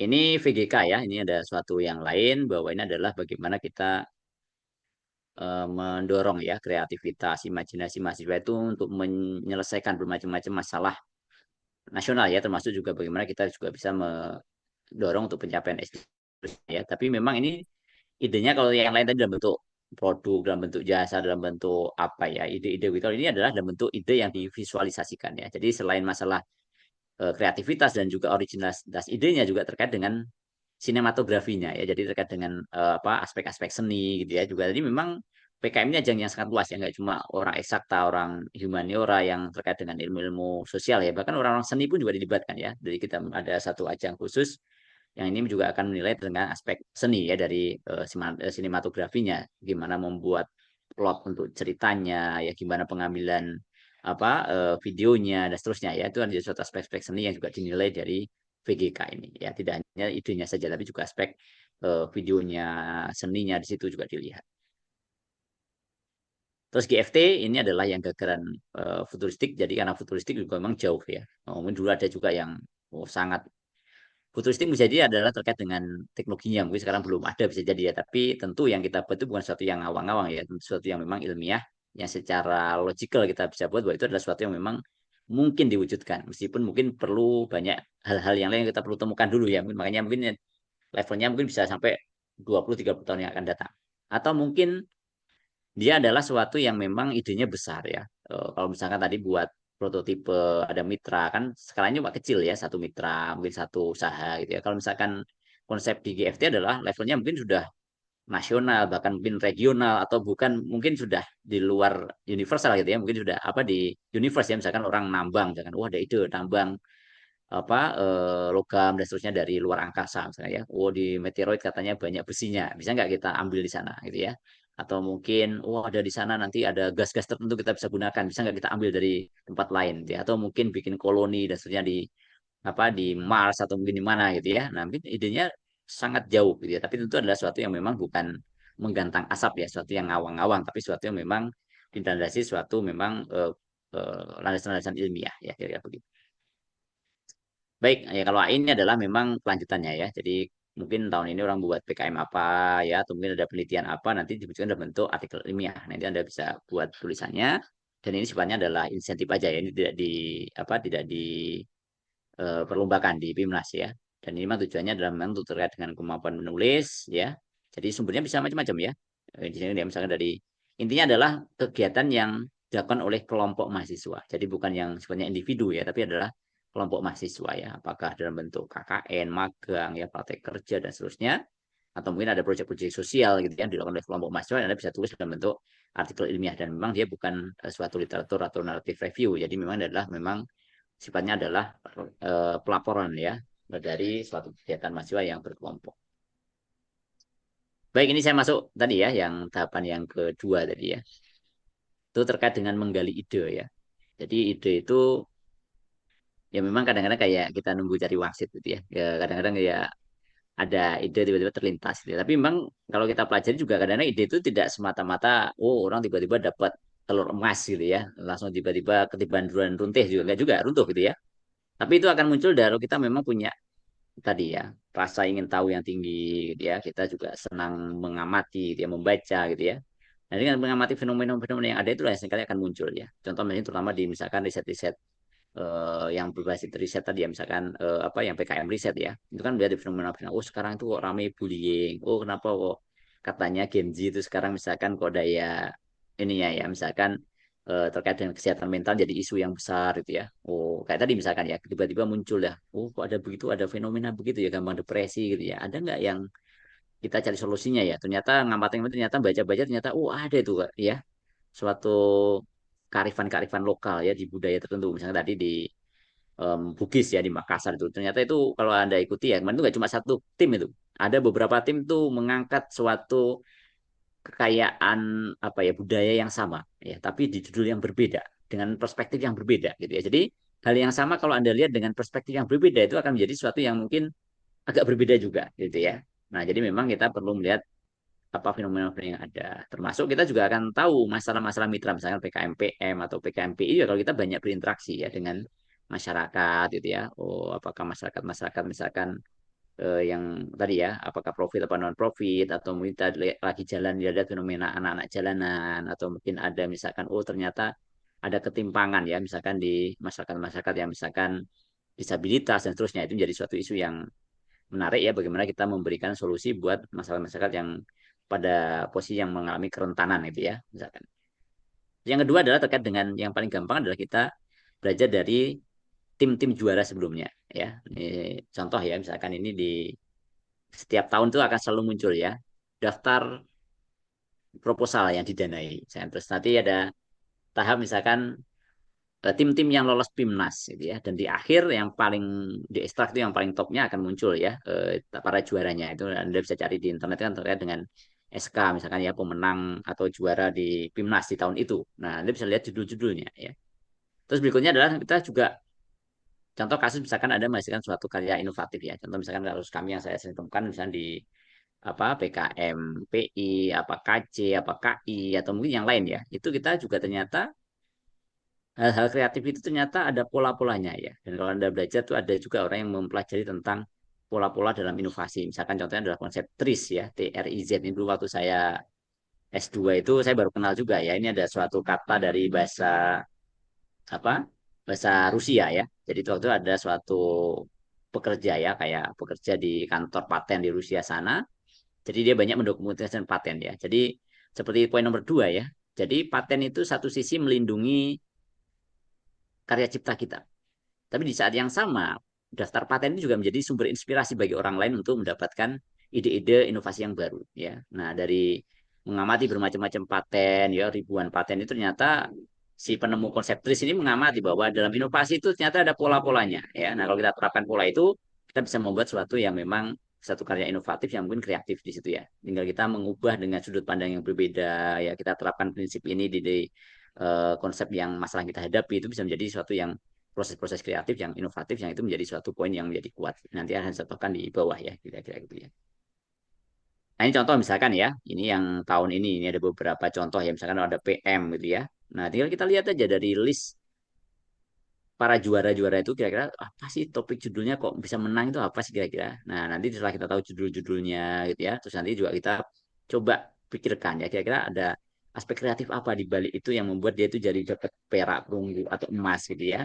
Nah, misalnya seperti itu ya. Jadi misalkan contoh misalkan ya, yang KC dari Erlangga ini juga kreatif sekali ya. Misalkan bagaimana melihat ternyata para pekerja konstruksi itu kayak di bangunan itu ternyata ya mereka berat ya. Untuk alasan safety dia harus pakai APD ya. Artinya pakai misalkan ada pakai itu ya yang apa semacam apa nyebutnya ya. eh Kayak ini ya, apa untuk baju khusus gitu ya. Misalkan kayak apa nyebutnya ya, rompi gitu ya, kayak rompi gitu ya. Cuman kalau pakai itu kan gerah juga udah pakai apa baju biasa ya, habis itu pakai rompi lagi, pakai helm dan seterusnya ya. Dan itu bekerjanya di tempat-tempat yang apa yang berat ya gitu loh ya. Jadi bisa nggak dibuat sesuatu yang memang bisa meringankan. Nah, dibuatlah misalnya itu ada konsep yang cooling maupun heating system ya. Jadi kalau misalnya dia bekerja di kondisi yang panas dia bisa mendinginkan atau kadang-kadang lagi musim penghujan atau di daerah-daerah subtropis bisa jadi dia kerjanya di musim dingin gitu ya bisa nggak dipanasin ya nanti orangnya bisa lebih nyaman gitu ya dan juga nanti dia bisa melihat tuh ternyata ada masalah ya heat stress misalkan diangkat di isu daerah-daerah misalkan dulu sempat jadi ya misalkan di Inggris misalkan ya banyak orang atau mungkin di Eropa sana tuh banyak orang yang meninggal karena ada heat stress gitu ya atau mungkin ada gelombang panas atau mungkin karena lingkungan yang tidak nyaman sehingga sampai mungkin menimbulkan ketidaknyamanan atau mungkin bahkan sampai mungkin apa ya sampai fatal buat pekerja. Nah, dari situlah dia akhirnya muncul ide itu untuk membuat suatu ide ya, membuat rompi yang memang bisa di-adjust ya, panas dinginnya dan juga memang ada aplikasi yang bisa memantau kondisi si pekerja. Jadi memang bisa meningkatkan aspek safety-nya gitu ya. Gitu dan di mana-mana memang dunia konstruksi kan selama manusia hidup kan selalu terlibat ya, bangun jalan, bangun gedung itu kan selalu bagian yang tidak dipisahkan. Ya, contohnya seperti itu ya. Oke. Jadi dari ide-ide yang sudah ada ini kita bisa kebayang, oh seperti ini loh yang bisa lolos didanai. Oh yang seperti ini tuh lolos PIMNAS. Oh yang seperti ini loh yang juara. Nah dari situ kita bisa mengukur kira-kira level kreativitas seperti apa yang kita perlu hadirkan ya dalam proposal kita. Nah yang adalah tadi ya, yang poin tentang pola-pola tadi ya. Ini saya contohkan sekaligus saya tadi ya meng-highlight terkait dengan kejuaraan di PIMNAS ya. Ini contoh misalkan ini tahun 2016 kalau nggak salah. Ini PIMNAS 2029 ya. Ini waktu itu IPB dari tuan rumahnya ya. Ini kebetulan dari mahasiswa vokasi ya. Itu yang diangkat cuma sederhana ya. Oh, Jakarta itu banjir gitu ya. Dia bikin lah ya waktu itu Jagau ya, Jakarta Anti Galau. Waktu itu memang dibuatnya namanya masih belum dibatasi yang aneh-aneh ya. Waktu itu ada istilah galau kan orang juga jadi judulnya udah langsung apa nih kok ada galau-galaunya gitu ya. Nah, nanti di situ udah ada judul pun sudah lihat ada sesuatu yang memang menarik ya. Nah, ternyata sebenarnya cuma dia adalah cuma tadi ya suatu penyaring apa limbah ya atau sampah-sampah yang hanyut di sungai-sungai gitu. Nanti dibuat ada suatu mekanisme agar dia nanti secara berkala bisa dibersihkan sungainya karena penyumbang terbesar kan masalahnya kenapa udah banjir kan karena masalah sampah-sampah di sungai gitu ya. Nah, kita buat ide seperti itu. Nah, waktu itu ini memang itu ya dapat waktu itu juara favorit dan juga dapatnya perunggu ya. Kenapa kok perunggu? Karena mungkin isunya faktual ya dan juga memang terjadi di Jakarta tapi impactnya sebenarnya tidak terlalu dari sisi kreatifnya nggak terlalu tinggi maka waktu itu saya juga nggak di luar dugaan ya oh saya pikir ya ya sekedar penggembira di PIMNAS ternyata dapat perunggu dan bahkan juara favorit kalau juara favorit sih lebih bukan karena idenya ya lebih terkait dengan presentasinya ya ini kebetulan yang bersangkutan ini udah kalau saya bilang ini udah kayak sales saja ya mau presentasinya tuh luar biasa ya dan hari ini dia juga jadi satu pengusaha yang sukses ya ini di Wonosobo ya dia dengan keuletannya dengan satunya dengan PKM itu ya dia membentuk dia jadi orang yang sangat luar biasa ya kemampuan presentasi meyakinkan orangnya luar biasa nah sekarang dia jadi eksportir ya kubis dari daerah Wonosobo sana itu sebulan sekitar 5 miliar itu sekitar berapa 3 kontainer dia kirim per hari ya ke mana ke Taiwan ya itu dari yang Jagau ini terus berikutnya adalah misalkan kayak yang small ini ya. Nah, itu kan kita mengambil ide itu dari yang tadi, saya konsep yang namanya TRIS tadi ya. Di dalam TRIS itu dari sekian ribu paten ternyata ada 40 pola. Nah, 40 pola itu satunya adalah namanya self-service ya. Contoh misalkan, ini kebayang ya, contohnya jenis sederhana, karena kami dari IPB kami banyak ke pertanian ya. Jadi misalnya kan, orang kan kalau mau memanen buah ya, metik buah itu kan mau nggak mau pasti akan megang buahnya kan ya. Nah, bisa nggak ada hal yang lain ya yang kita bisa lakukan tanpa kita sengaja tuh dengan sendirinya bisa dilakukan. Contoh kalau sambil megang kan bisa nggak kita tahu nih sekalian, ini buahnya matang apa enggak sih gitu ya. Karena ada buah-buah yang memang ada yang dia berubah warna, kita tahu persis gampang ya ini matang enggak matang gampang. Tapi ada juga yang buah-buah itu yang tidak kasat mata kita bisa bedakan. Nah, bisa nggak dengan kita sambil megang itu sekaligus kita tahu matang atau tidak. Nah, kita dekati laut ternyata bisa tuh dengan spektroskopi ya, pendekatan spektroskopi ya, kita amati gimana kandungan klorofilnya dan seterusnya. Jadi sekaligus sambil kita megang, kita bisa mendapatkan nilainya ya tanpa kita sengaja ya. Kalau kita pegang, kita pencet tombolnya itu langsung dia keluar. Ya, sudah matang ya petik. Kalau belum ya jangan kan gitu ya. Karena buah kalau udah dipetik kan ternyata nggak matang kan nggak bisa dibalikin lagi kan gitu. Nah, dari sinilah waktu ini dapat perak untuk presentasi dan juga perak untuk poster ya. Jadi memang waktu itu ini saya expect-nya juga lumayan ya, cukup kompetitif ya, dari teknologinya cukup tinggi ya, pakai fluorescence spektroskopi dan seterusnya, dari kreativitasnya juga lumayan. Tapi waktu itu ini kalah ya dari satu tim ya dari ITB kalau nggak salah waktu itu karena faktornya idenya mungkin kreativitasnya luar biasa. Waktu itu juga dia bikinnya dari mereka timnya adalah membuat alat detektor untuk depresi ya dari urin ya, dari urin itu ada orang misalkan orang yang mau mengecek dia ngambil urin begitu, terus nanti ada alatnya dia buat suatu alat ya dicelupkan ke dalam sampel urin itu, nanti dia bisa tahu level depresinya.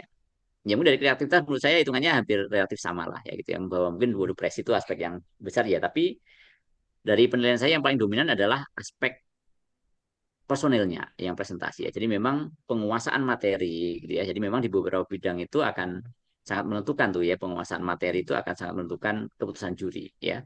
Nah, jadi di situ saya melihat bahwa ini mungkin presentasi bisa dilatih sekian puluh kali latihan akan mungkin akan hampir sama. Di Pimnas itu udah mungkin presentasinya itu nilainya udah hampir sama semua lah. Jadi faktor-faktor kecil-kecil itu akan sangat berpengaruh, terutama adalah tadi misalkan laporan kemajuan dibuat dengan baik ya, artikel ilmiah dibuat baik, itu akan berpengaruh.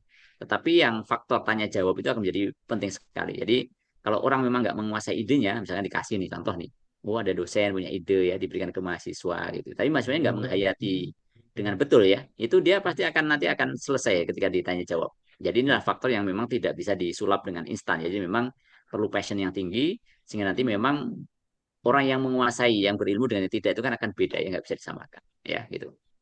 Terus berikutnya contoh yang saya ingin hal lain ya, saya ceritakan Outran ini dapat emas waktu itu ya. Ya, cuma saya sampaikan ya, ternyata untuk kejuaraan itu nggak cuma sekedar ide, nggak cuma sekedar presentasi tadi ya. Tapi kalau terkait dengan beberapa kasus, contoh misalnya di KC ya, KC itu yang paling dominan adalah impact-nya ya. Waktu itu saya menduga dari UGM waktu itu ya. UGM itu membuat alat untuk deteksi ini ya untuk luka diabetes ya. Orangnya udah luka, nanti diamatin tuh pakai 3D gitu, udah bagus banget, dibuat prototipe, dibuat modul aja dan seterusnya ya, sampai dia bisa tahu tuh. Dengan di scan begitu dia bisa tahu tuh nanti kira-kira lukanya bentuknya seperti apa, dibuat model 3D gitu ya. Volumenya berapa, treatmentnya bagaimana. Itu luar biasa sekali. Bahkan hitungan saya itu dapat emas itu. Tapi begitu diumumkan ternyata dapatnya perak. Ya saya kaget juga waktu itu. Kenapa? Karena satu hal yang saya duga adalah waktu itu disampaikan oleh jurinya, ini kan sudah kuratif ya, berarti sudah penyembuhan. Berarti kan sudah kadung terjadi luka.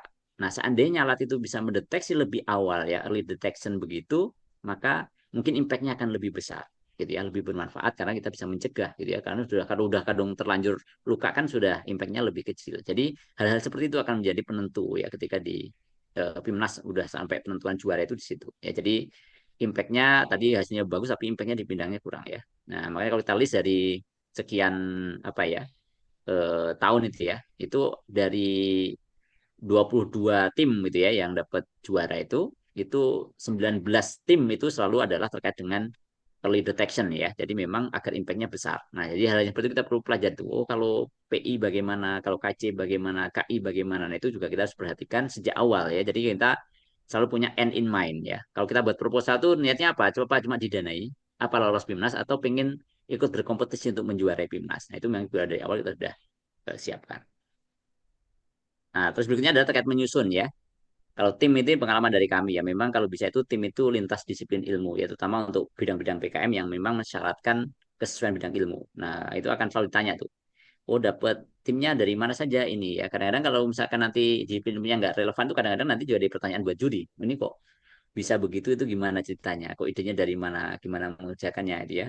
Dan yang kedua adalah lintas angkatan ya. Karena kalau angkatannya sama itu biasanya kami apalagi udah mahasiswa semester berapa 6 gitu ya. Itu kan wadahnya udah kayak KKN lah, ada yang magang lah dan sebagainya. Jadi memang nggak jadi repot ya. Jadi kalau misalkan dia lintas angkatan itu mungkin aktivitasnya agak lebih beragam ya. Mungkin ada yang seniornya di KKN, mungkin yang adik kelasnya bisa membackup gitu ya. Dan itu akan bagus juga untuk institusi ya, membangun nuansa tadi ya, atmosfer ya, suasana PKM itu terus akan bisa diteruskan ke adik-adik kelasnya menjadi baik, bagus sekali. Terus kemudian ada komitmen kuat dari semua anggota tim. Jadi saya bilang tadi ini adalah sesuatu yang memang perlu endurance ya. Prosesnya lama sejak nyari ide, bikin proposal, lolos didanai dan pendanaan, persiapan untuk PIMNAS dan seterusnya itu effortnya besar banget. Jadi memang perlu komitmen dari masing-masing tim ya. Terus yang berikutnya adalah dosen pembimbing pendamping yang tepat ya. Jadi kadang-kadang banyak kasus di kami itu adalah orang nyari dosen pendamping itu kayaknya yang enak diajak ngobrol, yang nyaman gitu ya. Tapi pada akhirnya nggak cukup ya. Itu penting ya, kita menjadi tadi ya punya chemistry dengan dosen pendamping itu penting. Tapi tidak kalah penting adalah memang kalau bisa ya dosennya itu juga memang menguasai bidang tersebut ya. Kalau tidak nanti ada banyak hal yang mungkin tidak bisa diarahkan dengan baik ya, sehingga nanti memang idealnya ya memang di bidangnya relevan dan juga memang bisa punya chemistry yang cocok dengan timnya. Nah, itu akan menjadi suatu kombinasi yang sangat baik. Nah, berikutnya adalah terkait dengan dukungan institusi saya kira ya. Misalnya tadi ada isu terkait dengan nggak tahu apakah kebijakannya memang di sana harus membuat artikel ilmiah gitu ya, sehingga nanti satu AI sehingga yang lainnya jadi nggak bisa gitu ya. Nah, mungkin juga ada terkait dengan kebijakan di institusi masing-masing dan tim-tim ya kampus-kampus yang punya udah langganan juara itu memang sudah budayanya itu udah bagus ya. Termasuk kayak Unhas itu untuk bisa jadi juara itu kan nggak dalam semalam jadi juara kan ya, nggak cuma dalam misalkan ikut sekali langsung juara umum kan nggak ada ceritanya begitu kan. Jadi memang itu perlu dibangun ya budaya itu dari proses yang cukup lama ya, dari gimana nanti dari institusi memberikan kebijakan. Kadang-kadang misalkan nanti apa dananya nggak apa tadi terkait dengan dukungan dana dari mana dari kampus gitu ya. Terus misalkan nanti dari mana terkait dengan penyediaan fasilitas-fasilitas di kampus. Misalkan kan untuk kita kan misalkan karena kebijakan dari kampus boleh juga kan misalkan nanti ada difasilitasi memang dibebaskan kan boleh ya dari kebijakan di kampus ya. Itu seperti itu juga memang perlu dibangun kebijakan-kebijakan ya di kampus ya. Termasuk di kami juga ada kebijakan ya bahwa di kami untuk mahasiswa itu kami berikan keleluasan yang cukup besar ya. Kalau misalkan untuk presensi untuk ikut ujian tuh ya di kami itu kan minimal gadian 80%.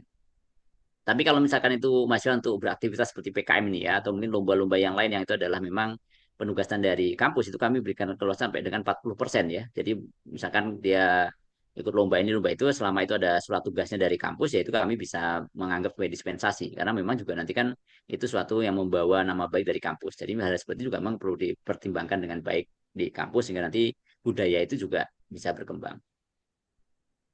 Terus yang terkait dengan proposal, saya kira ini adalah sangat ini ya. Memang tujuan dari PKM itu adalah membuat insan-insan yang memang punya awareness tinggi kepada masyarakat, ya kepedulian tinggi, kemampuan belajar tinggi, ya imajinasi yang jauh, ya kreatif juga, tapi juga tetap patuh pada aturan. Nah, sehingga memang ini sangat ketat ya di dalam seleksi proposal ya. Terus itu akan nanti ada di bawah ya, ini ada beberapa tahapan yang memang begitu nanti tidak sesuai dengan aturan itu langsung coret ya. Gitu. Halamannya nggak sesuai coret, nomornya naruhnya salah coret gitu ya. Salah kamar, nah itu tambah ini ya yang di sini ya. Fokus pada kreativitas dan kekhasan bidang PKM. Ya, sejak awal itu kalau salah kamar itu udah pasti akan gugur di tahap pertama ya. Jadi itu untuk sekedar lolos saja itu dia pertama kalau salah kamar udah pasti dicoret ya. Nanti kalau misalnya nanti belum lagi kalau misalkan nanti kita lihat kalau ingin sampai ke levelnya nggak sekedar ikut didanai tapi juga sampai ke PIMNAS dan kejuaraan tentu hal-hal yang lain kita perlu pertimbangkan dengan sangat seksama. Ya ini gambaran lah ya tentang tahun lalu, mungkin tahun ini akan sekedar launching juga ya mungkin nanti ya mungkin di awal-awal tahun nanti mungkin dari sekarang adik-adik gambarannya mungkin sudah mulai nyari ide ya termasuk juga mulai dipersiapkan saya kira di banyak kampus bahkan di begitu PIMNAS selesai itu udah langsung mulai juga untuk periode berikutnya ya untuk menjaring ide dan seterusnya sudah dilakukan ya sehingga nanti memang begitu sudah dibuka untuk pendaftaran memang semuanya sudah siap ya kira-kira untuk di kampus-kampus yang sudah memang sudah membudaya itu sudah dilakukan ya. Begitu PIMNAS hari ini selesai, udah besoknya itu sudah mulai persiapan untuk tahun berikutnya, kira-kira seperti itu. Jadi ini adalah gambaran kira-kira timeline lah ini buat persiapan untuk adik-adik menyiapkan proposalnya. Nah baik tadi terkait dengan menyiapkan proposal ya ini beberapa yang memang kita perlu pahami ya. Ini kalau misalkan nanti di nasional itu selalu disampaikan ya BIMTEK untuk para reviewer itu disampaikan ya bahwa memang proposal itu direviewnya 2 kali ya. Ada tahap pertama sekedar administrasi, yang kedua adalah terkait dengan aspek kreativitas ya. Nanti kita lihat di sini misalkan terkait dengan administrasi itu apakah formatnya sesuai dan yang paling banyak itu gagal itu di sini ya. Kadang waktu itu di awal-awal saya juga nggak ngerti ya, kenapa kok idenya bagus kok nggak lolos, tiba-tiba tahun berikutnya tiba-tiba ada ide yang sama kok didanai. Nah mungkin bukan masalah idenya, mungkin adalah terkait dengan ketaatan terhadap aturannya. Nah, begitu itu tidak sesuai aturan itu langsung dicoret. Misalkan halamannya harusnya di kanan bawah tiba-tiba pasang di kanan atas itu udah salah. Ya misalkan harusnya pakai angka Romawi ternyata pakai angka Latin. Salah. Fontnya ukurannya beda, salah ya. Berapa apa barisnya per halaman salah, dicoret juga gitu ya. Bab-babnya tertentu tiap masing-masing bidang tidak sesuai ya itu udah langsung salah juga ya kayak seperti itu. Ya, baru nanti tahap kedua setelah itu lolos nanti tahap keduanya baru nanti dievaluasi terkait dengan kreativitasnya, tantangan intelektualnya, dan juga aspek manfaatannya. Nanti baru diputuskan untuk nanti didanai. Termasuk berapa besar dananya juga akan kita lihat terkait dengan tantangan intelektualnya dan juga memang kebutuhannya kira-kira berapa sih dana yang cocok untuk proposal tersebut. Ini beberapa yang saya tidak lolos ya tadi terkait dengan apa kreatifnya rendah lah ya orang bikin cuma makanan minuman itu ya. Terus misalkan yang PKMPI dan PM itu selalu dicek ya bahwa itu harus ditunjukkan bahwa masalahnya itu memang berasal dari mitra. Begitu tidak kelihatan tuh dari narasinya itu adalah masalahnya bukan dari mitra, yang ada itu adalah Anda ingin mengenalkan teknologi ke mitra itu langsung dicoret itu ya. Terus misalkan RE kan disampaikan itu tidak boleh review, tidak boleh juga yang sifatnya adalah tadi eksplorasi yang sifatnya dari identifikasi keragaman hayati apa itu kan nggak boleh juga karena nggak mungkin juga kita lakukan dengan dana yang terbatas dan waktu yang singkat ya. Terus PGK juga sama ya, itu tidak masalah yang aktual gitu ya, nggak ada tuh masalahnya mengada-ada ya itu langsung dicoret ya. Terus terkait dengan bidang PKM ya, yang saya bilang tadi salah kamar tadi ya. Misalnya PKMK ya, seringkali banyak kasus itu PKMK itu mengembangkan produk yang kreatif, tapi kadang-kadang masih ada risetnya dulu. Nah itu udah langsung dicoret ya. PKMPM misalnya pengabdian masyarakat tiba-tiba dicek ternyata itu mitranya toko atau misalkan usaha yang sifatnya profit udah langsung dicoret gitu ya. Terus misalkan apa RE dan RC juga sama ya, ada aspek pengabdiannya, ada kewirausahaannya dan seterusnya ya. Terus kalau KC misalkan itu cuma ide doang tuh kayaknya prototipenya nggak bisa diwujudkan ya, itu juga dicoret juga ya termasuk juga apa PI KI itu memang harusnya memang tidak sifatnya tibuan riset ya tapi memang sudah sesuatu yang proven kita mau wujudkan mungkin ada mungkin terkait dengan tadi aja ya evaluasi performa itu mungkin oke tapi kalau misalkan ada masih risetnya masih kental nanti akan lebih cocok kalau dia di RE misalkan jadi memang kita harus memilih topiknya tadi kamarnya di mana. Dan tidak hanya kamarnya ya, kalau misalkan nanti ini sebenarnya bisa masuk ke KC dan KI gitu ya, kira-kira. Nah, kita harus pertimbangkan, oh kayaknya teknologinya itu kalau bersaing di KC ini kurang tinggi nih.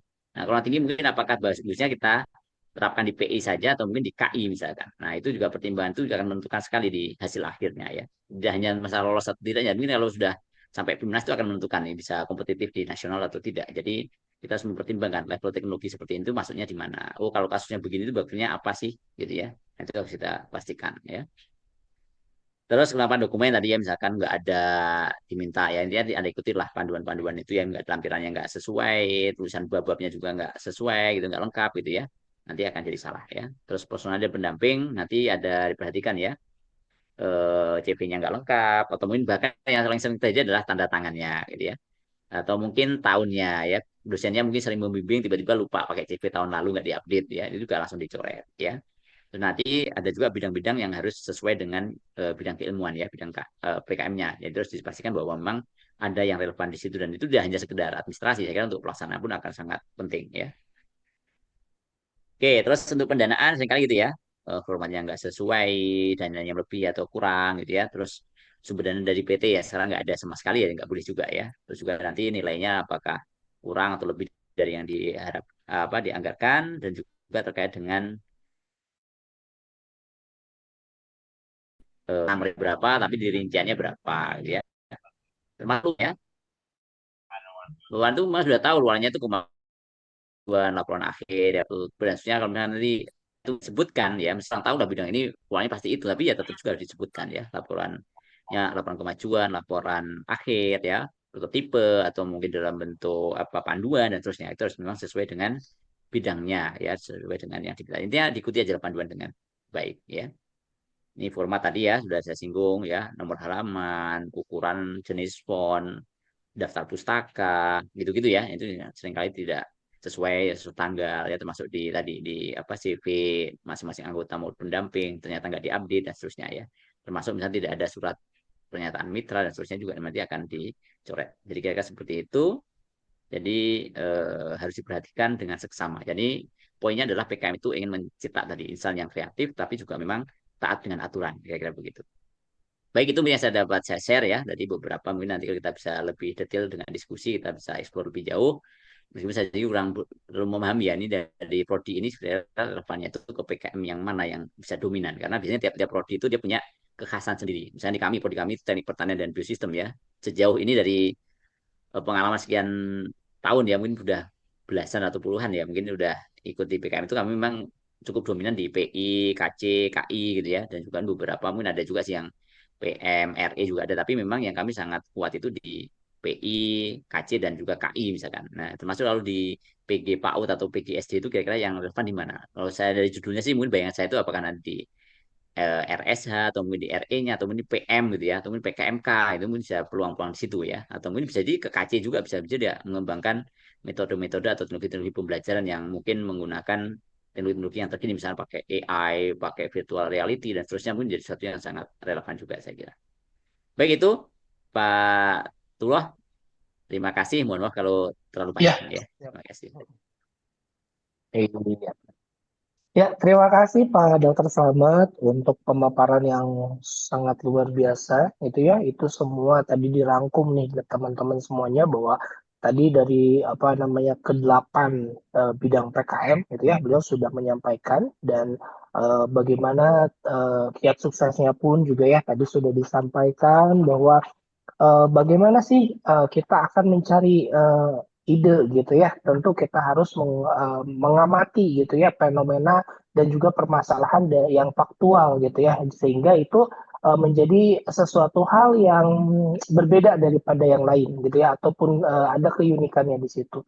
Terus kita juga perlu bagaimana kita menggali informasi, pengalaman, dan juga pengetahuan dari teman-teman yang kemarin sudah mengikuti PIMNAS gitu ya sehingga itu bisa saling sharing dan juga bisa saling menguatkan tentunya. Terus juga bagaimana kita juga harus mempelajari dan juga apa ya menggunakan pola-pola gitu ya dalam proses menemukan ide kreatif dan juga inovatif gitu ya. Seperti tadi yang dikatakan bahwa seperti konsepnya apa tadi teh? Konsepnya TRIS ya, Tris ya, konsepnya Tris. TRIS Ya, ya. ini Pak Turma bisa search juga tuh. Saya juga dulu baru tahu ketika saya sekolah itu S2 ya, dikenalkan teori itu. Ternyata inovasi itu ada rumusnya tuh, ya, ada polanya gitu ternyata. Iya, betul betul. Nah, jadi dengan seperti itu gitu ya, saya harapkan ini teman-teman bisa mengambil apa ya namanya langkah-langkah tersebut gitu ya, sehingga di tahun 2025 ini teman-teman bisa mengikuti PKM itu dengan lebih siap dan tentunya akan lebih baik lagi daripada yang sebelum-sebelumnya sudah kita lakukan. Oke, buat teman-teman silakan jika ada ingin yang didiskusikan dengan Pak Dokter Slamet gitu ya terkait dengan bagaimana hal-hal yang wah sepertinya saya ragu nih, tapi saya ingin menanyakan terkait dengan apa namanya kelompoknya misalkan begitu ya karena kami dari berbeda-beda program studi misalkan begitu apakah boleh atau tidak silakan teman-teman untuk apa namanya bertanya ya sangat terbuka ya Pak ya gitu ya Ya. untuk saling apa namanya menguatkan lah ya gitu ya untuk teman-teman mempersiapkan di proposal tahun 2025 ini. Silakan saya berikan kesempatan untuk satu termin ini tiga penanya terlebih dahulu. Ya, silakan Adi. Ada Adi Prama dari Multimedia ya? Betul, Bapak. Oke, silakan Adi. Baik, selamat siang sebelumnya. Perkenalkan saya Adi dari Pendidikan Multimedia Angkatan 2023. Ya, izin bertanya, Pak. Menurut panduan PKM PM, itu kan tadi sudah dijelaskan juga ya, cuman memang belum terlalu detail di bagian PM tersebut. Itu jarak Ya, maksimum lokasi mitra itu yang diperbolehkan maksimal 200 kilometer dari kampus. Nah, iya betul. eh, yang lebih disarankan itu lokasi yang lebih dekat dengan kampus atau lokasi yang lebih jauh ya Pak dari kampus. Mungkin kalau misalkan lebih dekat kan itu mempermudah koordinasi dan juga monitoringnya. Sedangkan kalau misalkan lebih jauh itu mungkin itu bisa lebih menjangkau komunitas yang luas dan melakukan kebutuhan intervensi yang lebih luas gitu contohnya. Ya. Gitu aja pertanyaan dari saya, Pak. Terima kasih. Iya, terima kasih Pak Kang Adi. Ini mau ditampung dulu atau mau langsung dijawab Pak? Boleh, mangga. Ya, makanya belum ada yang nanya lagi ya, langsung jawab aja lah mungkin kalau sambil itu ya, sambil nunggu Oke. yang lain ya. Jadi sesuai dengan panduan ya Mas Adi ya. Jadi memang itu kan jaraknya memang dibatasi 200 kilo maksimum ya. Karena kan kalau makin jauh kan berarti kan nanti dananya cuma 10 juta nanti habis buat transport aja gitu ya. Jadi memang diharapkan memang dananya itu memang lebih banyak untuk programnya. Jadi memang sebisa mungkin yang sedekat mungkin lah ya. Kan makin dekat kan juga nanti untuk pelaksanaannya juga akan semakin mudah, koordinasi dan seterusnya juga akan lebih mudah ya. Jadi memang semakin dekat semakin baik gitu ya. Tapi memang bukan tadi ya, yang utama kan memang apa ya, tentang masalah realnya tadi ya di masyarakat tadi ya di PM itu kan akan lihat nanti kreativitasnya ya. Apakah memang di sekitar kampus ada masalah yang seperti itu? Kalau memang masalahnya memang adanya di tempat yang jauh ya nggak apa-apa juga. Karena memang yang dikejar adalah aspek apa ya, solusi yang kreatif untuk masalah yang ada di masyarakat. Tapi kalau misalkan memang bisa di sekitar kampus kan juga satu koordinasinya lebih mudah. Dan juga kita juga itu tidak semata-mata untuk PKM ya, itu juga bagus juga untuk hubungan kita dengan masyarakat sekitar kampus ya, sehingga nanti kehadiran kampus itu juga memang dirasakan masyarakat itu memberikan manfaat. Saya kira itu satu yang poin menarik ya, bahwa kita membangun suatu hubungan yang harmonis antara kampus dengan masyarakat sekitar kampus. Jadi menurut saya semakin dekat semakin baik gitu. Mudah-mudahan menjawab sih ya, tapi kan sekali tadi ya akan mudah sehingga nanti dananya bisa dialokasikan untuk program, koordinasinya juga gampang gitu ya. Dan kalau mau di sampai sana kan memang PM dan PI itu akan dilihat itu syaratnya memang sudah terlaksana ya, nggak cuma terlaksana, sudah dievaluasi dengan bagus dan seterusnya, itu sudah dievaluasi dengan baik ya, sehingga memang nanti kita bisa lihat dampak dari program kita baik PM maupun PI. Itu yang paling dominan kan adalah bahwa program itu sudah selesai dilaksanakan, dampaknya terlihat, dan nanti juga kita lihat bagaimana aspek keberlanjutannya. Nah, termasuk kalau PKM dengan dekat tadi kan, kalau mau koordinasi kan juga akan lebih mudah kan dekat kampus. Jadi misalkan seandainya pun programnya PKM-nya selesai pun nanti keberlanjutnya akan lebih bisa dilihat ya, masih bisa lebih terjaga gitu. Oke, begitu Kang Adi katanya. Dengan permasalahan dari mitra gitu kan ya, tentu kita harus bisa menganalisis terlebih dahulu katanya gitu ya. Mau jauh maupun dekat, yang terpenting adalah bagaimana kita bisa memecahkan permasalahan tersebut dan ada keberlanjutannya gitu. Jadi bukan dilihat daripada jauhnya gitu ya atau dekatnya, tetapi adalah permasalahan dari mitranya bisa kita selesaikan dan tentunya bagaimana memecahkan masalah itu sehingga masalah itu selesai dan ada keberlanjutan ke depannya gitu. Oke, itu tadi ada siapa yang bertanya ya? Tadi ada Raisen. Oh iya, ada Kang Iwanul. Ya, silakan Kang Iwanul.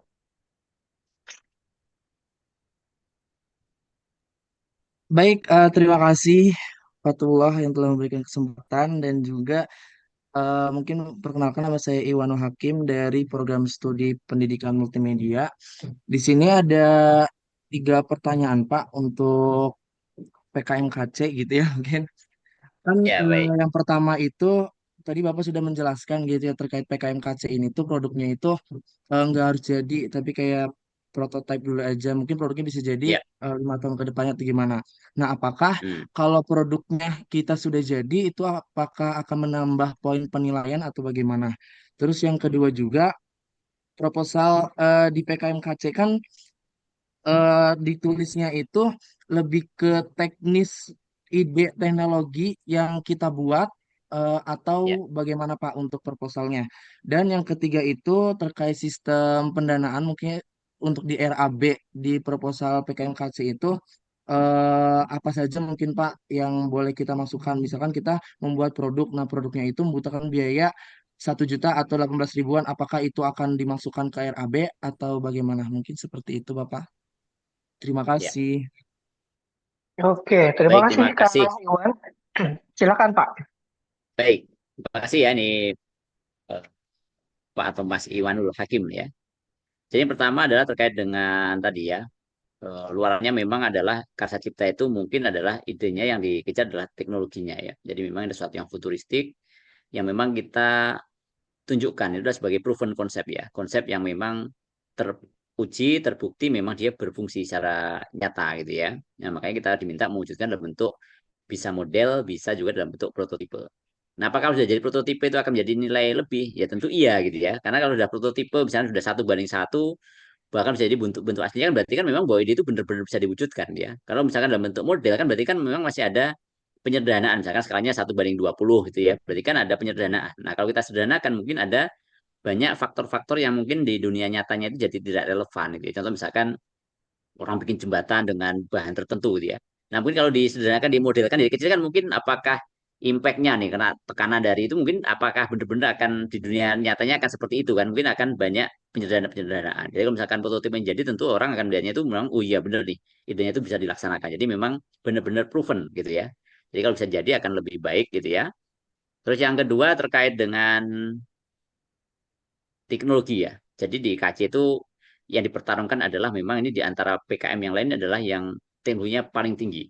Ya, jadi memang seringkali ketika dia bisa mengangkat sesuatu yang futuristik gitu ya, sesuatu yang unik banget gitu akan menjadi suatu poin yang utama. Karena PKM itu utamanya dari kreativitas ya, di kreativitas dan juga kalau di KC itu adalah advance teknologinya.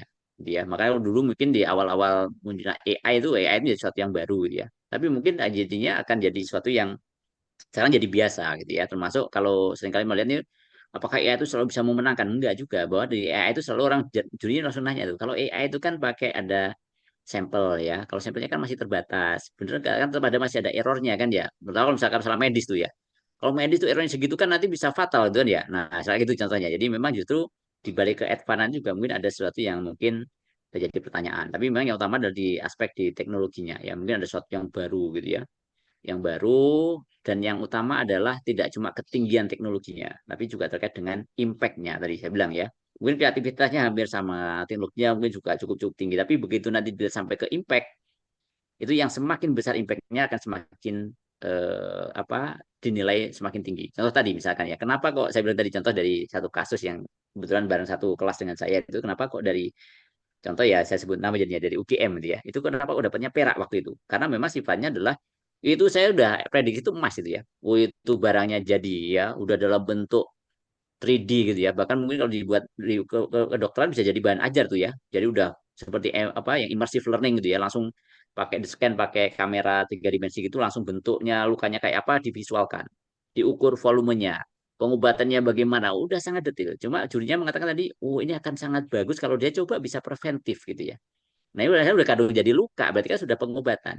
Jadi impact-nya itu sudah kayaknya relatif agak lebih kecil. Jadi itu jadi yang KC itu khasnya dua ya. Teknologinya paling tinggi, dia akan diadu di situ. Dan yang kedua adalah impact-nya yang sebesar mungkin. Dan ketika terkait dengan tadi ya, nyambung dengan pertama dari prototipe tadi juga sama bahwa itu ide yang tinggi itu memang benar-benar proven bisa diterapkan. Dan diterapkannya pun seringkali yang banyak di kasus di kami juga sama ya.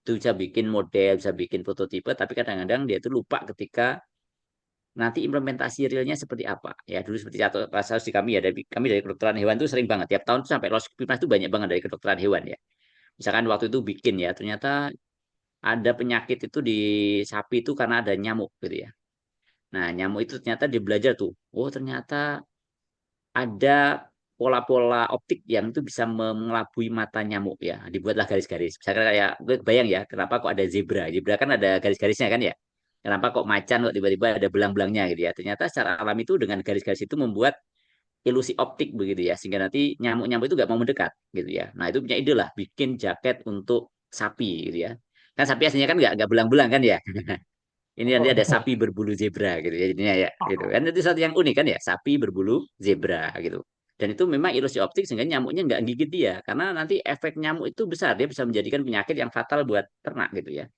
itu idenya jadi ya diuji juga ternyata lumayan gitu kan ya, tapi begitu ditanyakan nanti implementasinya gimana kalau dia pakai jaket begitu tiba-tiba ada rangkaian elektronik di dalamnya ya misalkan nanti kalau sapinya rebah gitu di kandang tiba-tiba campur dengan apa cairan urin dan lain-lain itu nanti konslet gimana gitu ya. Nah, hal begitu kadang-kadang tidak terprediksi. Jadi memang di KC itu adalah proven konsep di kondisi yang sesungguhnya gitu ya. Jadi kalau prototipe jadi ya tentu akan lebih bagus dan nanti tidak hanya buat prototipenya tapi kita harus punya big view-nya ya, gambaran besar ketika kita implementasinya seperti apa dan kira-kira tantangannya apa saja dan kira-kira impact-nya apa. Yang itu memang kita bisa harus explore sehingga nanti akan terlihat secara utuh dari si KC tadi. Gitu ya. Mudah-mudahan bisa ketangkep ya maksudnya. Terus saya dengan pendanaan memang kan dana dari kalau KC memang dananya akan semakin besar untuk diberikan untuk memang bahan habis dan itu ya untuk membuat prototipenya memang ya. Cuma memang ada ketentuan misalkan untuk setiap item nggak boleh lebih dari misalkan 1 juta gitu ya.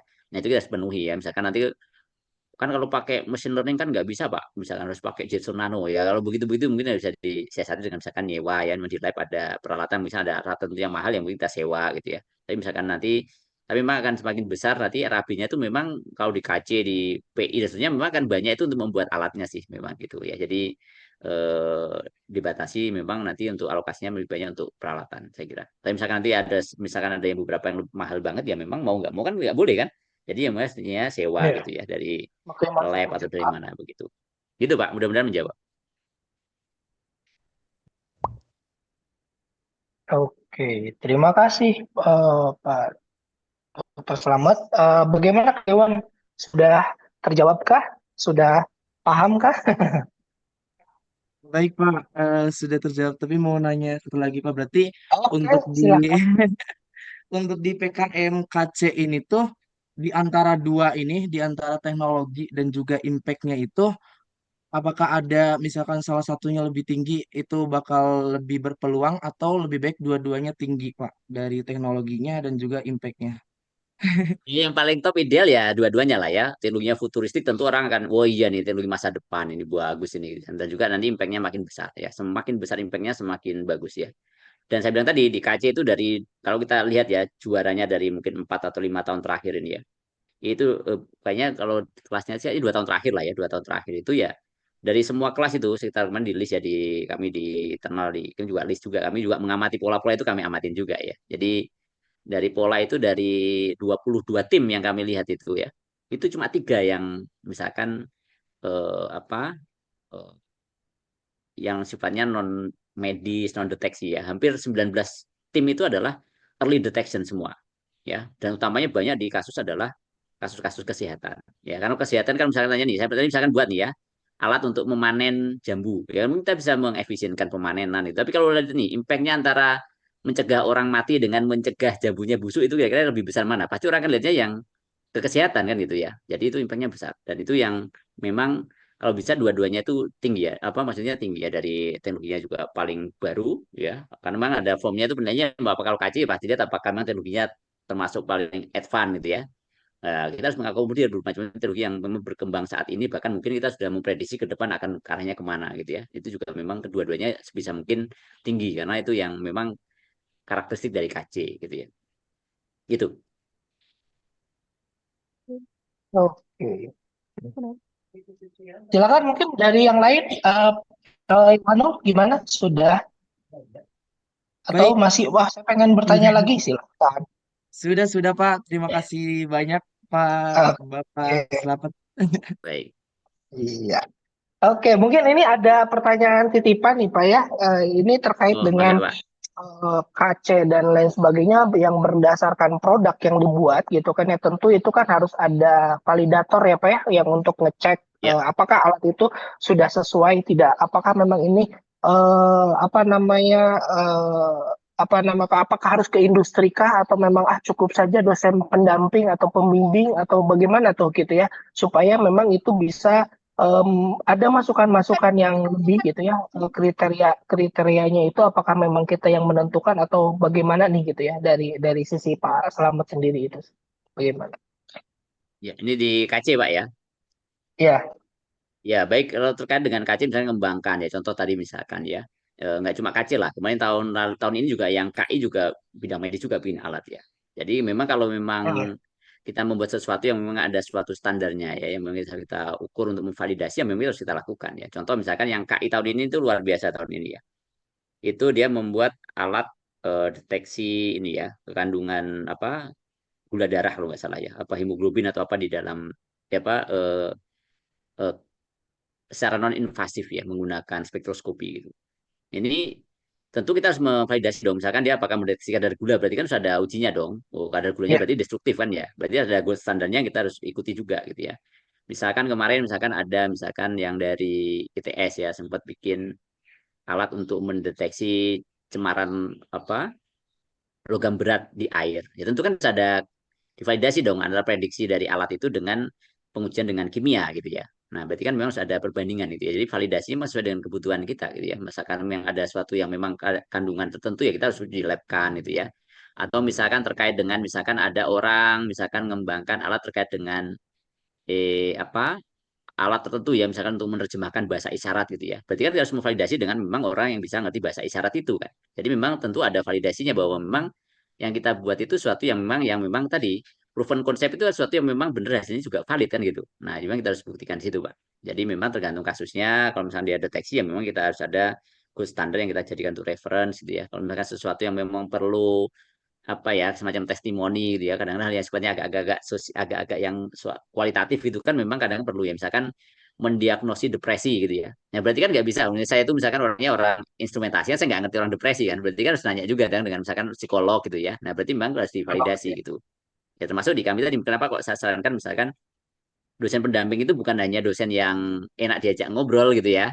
Tapi memang juga bidang ilmunya Hmm. cocok. Ya bahkan mungkin kalau memang dibutuhkan ya, kalau di kami kadang-kadang itu sulit di ini Pak ya sejak ngawal ide kan bisa jadi dengan dosen A gitu ya udah kadung gua udah chemistry-nya dapet lah gitu ya tapi kadang-kadang kita perlu ada Hmm. dosen lain ya kan kita sebenarnya suatu yang lumrah aja biasa saja ya kita saling diskusi dengan dosen-dosen lain atau bahkan mungkin dari luar ya dari praktisi dari psikolog dari dokter atau mungkin dari para praktisi industri itu suatu yang boleh-boleh saja kan secara umum ya baik untuk mahasiswa maupun untuk dosen kan hal yang sama ya kita mungkin melibatkan orang lain untuk narasumber untuk kita tanya-tanya kan juga sesuatu yang umum juga kita lakukan jadi kira-kira begitu Pak jadi kan KC itu adalah proven konsep. Berarti kalau memang ada sesuatu yang kita harus valid.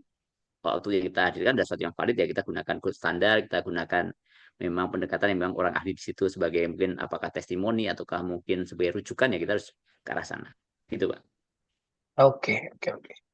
Oke, terima kasih. Eh, Oke, Bapak dan Ibu serta rekan-rekan sekalian, silakan jika ada ingin yang ditanyakan, bisa kita dimasuk ke sesi yang kedua ya, untuk apa namanya saling sharing gitu ya di sini ya, terkait hal-hal apa yang ingin ditanyakan, silakan dengan menyebutkan Izin nama. ini Pak Silakan. Selamat. Barangkali Oh, bangga, Bu. ada beberapa ini yang barusan WhatsApp ke saya, tapi belum sempat bisa bergabung begitu, tapi izin bertanya, Baik. khususnya yang RSH, Pak. Kemarin tuh kan Iya, kami Bu. melihat di IPB ada yang juara perak ya Pak ya, Iya, Bu. RSH-nya begitu Ngawurat yang menilik upacara Iya. adat Ngarot gitu ya sebagai safeguard generasi Z dalam menghadapi tantangan seks bebas di desa Lelea begitu ya. Nah, Iya. terkadang Pak Slamet anak-anak kami ini ketika memilih RSH itu kan sebetulnya yang seksi sekarang barangkali kalau tadi yang disampaikan itu yang berbasis budaya ya Pak ya ada Iya, betul. beberapa hal yang memang fenomena yang terjadi begitu di Indonesia dan lain sebagainya. Hanya kalau kami di khususnya yang PAUD begitu ya, beberapa anak-anak kami itu justru ingin membuat sesuatu untuk memberikan dampak terhadap pendidikan anak sehingga Hmm. kemarin ketika mencoba memasukkan begitu ya itu ada beberapa yang dikomentari salah skema begitu Pak karena memang Hmm. RSH bagusnya katanya yang berkaitan dengan sosial begitu berkaitan dengan budaya yang memang terjadi. Nah, sayangnya mungkin ada beberapa yang terkendala juga sama mungkin Pak Tullah nanti bisa juga mengalami hal yang sama. Anak-anak tuh bingung kalau misalnya berkenaan dengan pembiayaan untuk RSH yang sosial budaya ini katanya. Kan kita tidak membuat sesuatu ya Bu gitu ya. Tapi ini pendanaannya 10 juta harus apa aja begitu ya. Barangkali ada Oh. informasi begitu dari Pak Slamet sebetulnya kan kalau di ketentuan RAB sebetulnya sudah ada begitu ya. Kalau misalnya perjalanan seperti yang tadi disampaikan oleh Pak Slamet, misalnya kita mau melihat Indigenous tadi gitu ya di daerah suku tertentu begitu ya khususnya untuk anak usia dini itu kan banyaknya memang di perjalanan gitu tapi kan nggak baik juga gitu ya Pak hampir semua misalnya pembiayaannya untuk perjalanan barangkali ada insight dari inspirasi dari Pak Slamet khusus untuk yang RSH barangkali ada eh, apa yang sudah dilakukan begitu karena kemarin pas lihat oh HIPB juara 2 nih gitu ya Iya. untuk berkenaan dengan RSH di tahun lalu. Turun nuhun, Pak. Iya, baik. Jadi kebetulan saya tidak terlalu menekuni RSA Bu ya. Jadi saya juga kalau orang RSA itu bingung untuk bayar atau menghabiskan dananya. Kalau biasanya saya di KC, di KI, PI itu biasanya duitnya kurang yang jadi masalah kan gitu Betul, biasanya ya. betul. Jadi Kalau itu RSH ya. justru Gitu. kayaknya ini duitnya buat apa gitu ya Pak gitu. Jadi Iya, agak betul, Bu. Iya. bingung. Iya, jadi eh, mungkin terkait dengan tadi ya, yang banyak kalau di RSA itu yang mungkin lebih banyak kalau misalkan dia kan seperti itu kan mungkin lebih banyak memang menggali info-info ya terkait dengan wawancara atau mungkin kunjungan dia memang akan lebih banyak porsinya memang di perjalanan sih ya. Dan juga beberapa itu mungkin kalau bahan-bahan juga saya nggak terlalu banyak juga sih ya. Apa ya intinya kita sesuaikan aja dengan panduan itu Bu, ya. Maksudnya tapi saya nggak bisa sharing nih karena saya nggak punya pengalaman khusus dengan RSH ya. Karena kebetulan saya juga saya kalau saya peneliti humaniora itu saya juga saya kebayang juga saya ngabisin duit situ gimana gitu ya. Gitu. Jadi Iya. mungkin saya nggak untuk kasus yang ini saya nggak bisa menjawab dengan baik. Mungkin nanti saya coba tanyakan ke para reviewer yang di internal terkait dengan IPB ya. Nanti saya sampaikan ke Pak Turuh lah mungkin ya terkait dengan menyiasati RAB di RSH ya. Kan ya mungkin juga saya harus ngaku ya saya nggak semua bidang saya benar-benar mendalami ya gitu. Tapi malah yang justru yang sering jadi kasus kalau di kami ya kayak tadi dulu yang KI itu Bu itu ya bagus secara idenya bagus hasilnya bagus cuma mungkin justru orang jadi bertanya-tanya gitu ya karena ada penelitian yang sejenis gitu ya misalkan dilakukan oleh dosen itu dia dengan matching fund itu ya itu dengan 3 tahun ya per tahunnya dapatnya 1 miliar gitu ya itu dapat prototipenya relatif hampir sama itu berarti kan jadi orang jadi wah ini hebat banget dong ya dengan 10 juta bisa Iya, menyamai yang tadi gitu ya jadi betul. sesuatu yang memang jadi satu yang mungkin juga jadi suatu catatan juga gitu ya. Tapi yang tadi mungkin tinggal disesuaikan aja sih Bu. Kalau misalkan nggak bisa 10 juta ya kan boleh di 6 juta ya 6 juta saja misalkan gitu ya. Jadi Iya, iya, betul, sesuai dengan betul. kebutuhan karena nanti kalau kebanyakan juga nanti LPG-nya juga repot ya gitu. Tapi nanti saya tanyakan dulu ke para reviewer yang internal IPB yang menekuni RSH Bu ya. Termasuk memang Baik, nanti terima kasih Pak Slamet. saya WA ke Pak Tuloh nanti terkait dengan Siap, jawaban siap, dari reviewer nanti. Baik Bu. siap, siap. Yes, yes. Ya. Jadi ada PR Bu Mir ya. Pak Iya, Selamat. Merasa jadi betul loh kasih karena PR nih. anak-anak teh kadang bingung, Pak. Kemarin sebetulnya kami ada yang Betul. sempat masuk, Pak ya. Cuman memang Hmm. jadi bentuknya itu agak mirip. Kalau di kita dosen itu kan sebetulnya ada action research ya, Pak. Jadi kita Ya, bisa memberikan perbaikan begitu ya pembelajaran di kelas, tapi itu bagian dari riset. Cuman ketika ada di apa namanya tuh PKP 2 begitu ya. Banyak anak-anak kami itu yang dinyatakan ini kayaknya salah skema gitu ya, salah tapi skema memang gitu.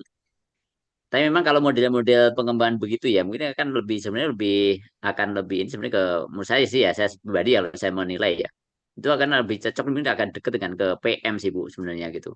Jadi Ya, aspek risetnya sih kayaknya nggak terlalu ini ya karena kan dunia PAU juga satu dari sisi keunikan mungkin juga tidak akan jadi unik karena di PAU di mana-mana ya anak-anak usia dini kan di mana-mana sama ya dan artian mungkin ada kekhasan daerah tetapi kalau dibandingkan dengan yang kajian-kajian yang berbasis budaya tadi tentu dari sisi keunikannya akan jauh sih Bu. Jadi itu. Jadi kalau misalkan menurut saya sih kalau ke arah-arah seperti itu ya, pengembangan model pembelajaran apa itu mungkin bisa jadi malah ke apa? Ke PM bisa juga gitu ya. Bisa ada masalah gitu ya. Bisa dianggap itu betul sebagai betul Pak. masalah gitu ya. Nanti kita selesaikan mungkin akan lebih dekat ke PM sih. Jadi mungkin nuansa keunikannya juga masih bisa kompetitif dan juga dari sisi ininya apa? eh, tadi terutama sih kalau dilihatnya jadinya kan konten risetnya dan juga ke kreativitas keunikannya itu relatif agak kurang sih menurut saya sih kalau dengan begitu ya itu sih Bu. Siap, siap. Jadi catatan ya Pak Tuloh ya untuk kita karena kadang itu anak-anak oh iya ya gitu ya. Sampai sampai kami pun agak bingung gitu Pak terutama yang sosial humaniora nih Hmm. eh, kadang ingin memaksakan di 10 juta gitu ya, tapi kayaknya buat apa lagi ini gitu ya. Beberapa hal yang kadang Ya karena ada yang misalnya emang ada yang menyarankan juga dioptimalkan dulu karena toh pendanaan kan tidak tidak juga sampai 10 juta. Tapi tadi make sense sih menurut Pak Slamet bahwa kalau kita identifikasi berbasis kebutuhan risetnya saja kalau misalnya ternyata memang di 7 sampai 8 juta gitu ya Pak Tulo ya sudah gitu. Tidak perlu dipaksakan. Kalau di kita di checklist ya Pak Tulo ya.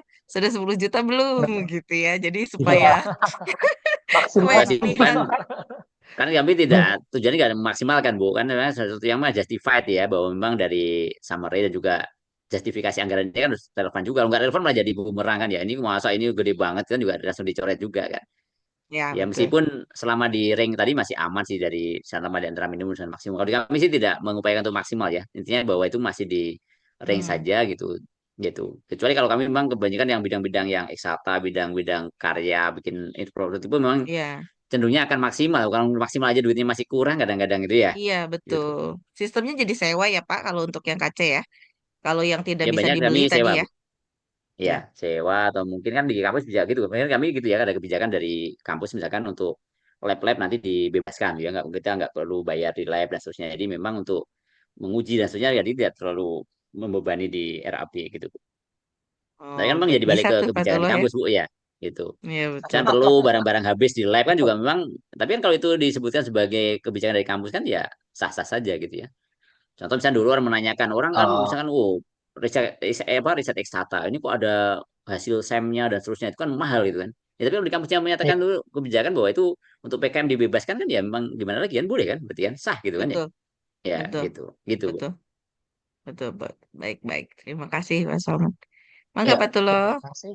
Terima kasih Bu Mira, Pak Selamat. Oke, teman-teman yang lain, Bapak Ibu dosen calon pembimbing PKM 2025, silakan.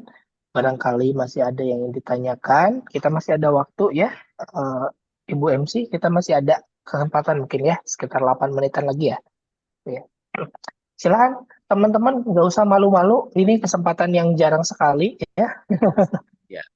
Termasuk tadi ya, saya pengen encourage sebenarnya untuk bisa ikut ya. Selain tadi ya, yang MBKM lah, apalah. Termasuk yang terakhir ini hadiahnya luar biasa itu ya. Wow, puluhan juta itu kemarin ya. Oh, sampai berapa? 35 apa berapa yang emas untuk yang presentasi itu ya. Itu terbesar dalam sejarahnya PKM tuh. Ya luar biasa itu ya. Saya nggak tahu tahun depan duitnya masih ada nggak. Tapi hadiahnya besar banget ya. Jadi biar semangat itu ya mahasiswa untuk udah berjuang 1 tahun penuh terus akhir udah euforia gitu ya.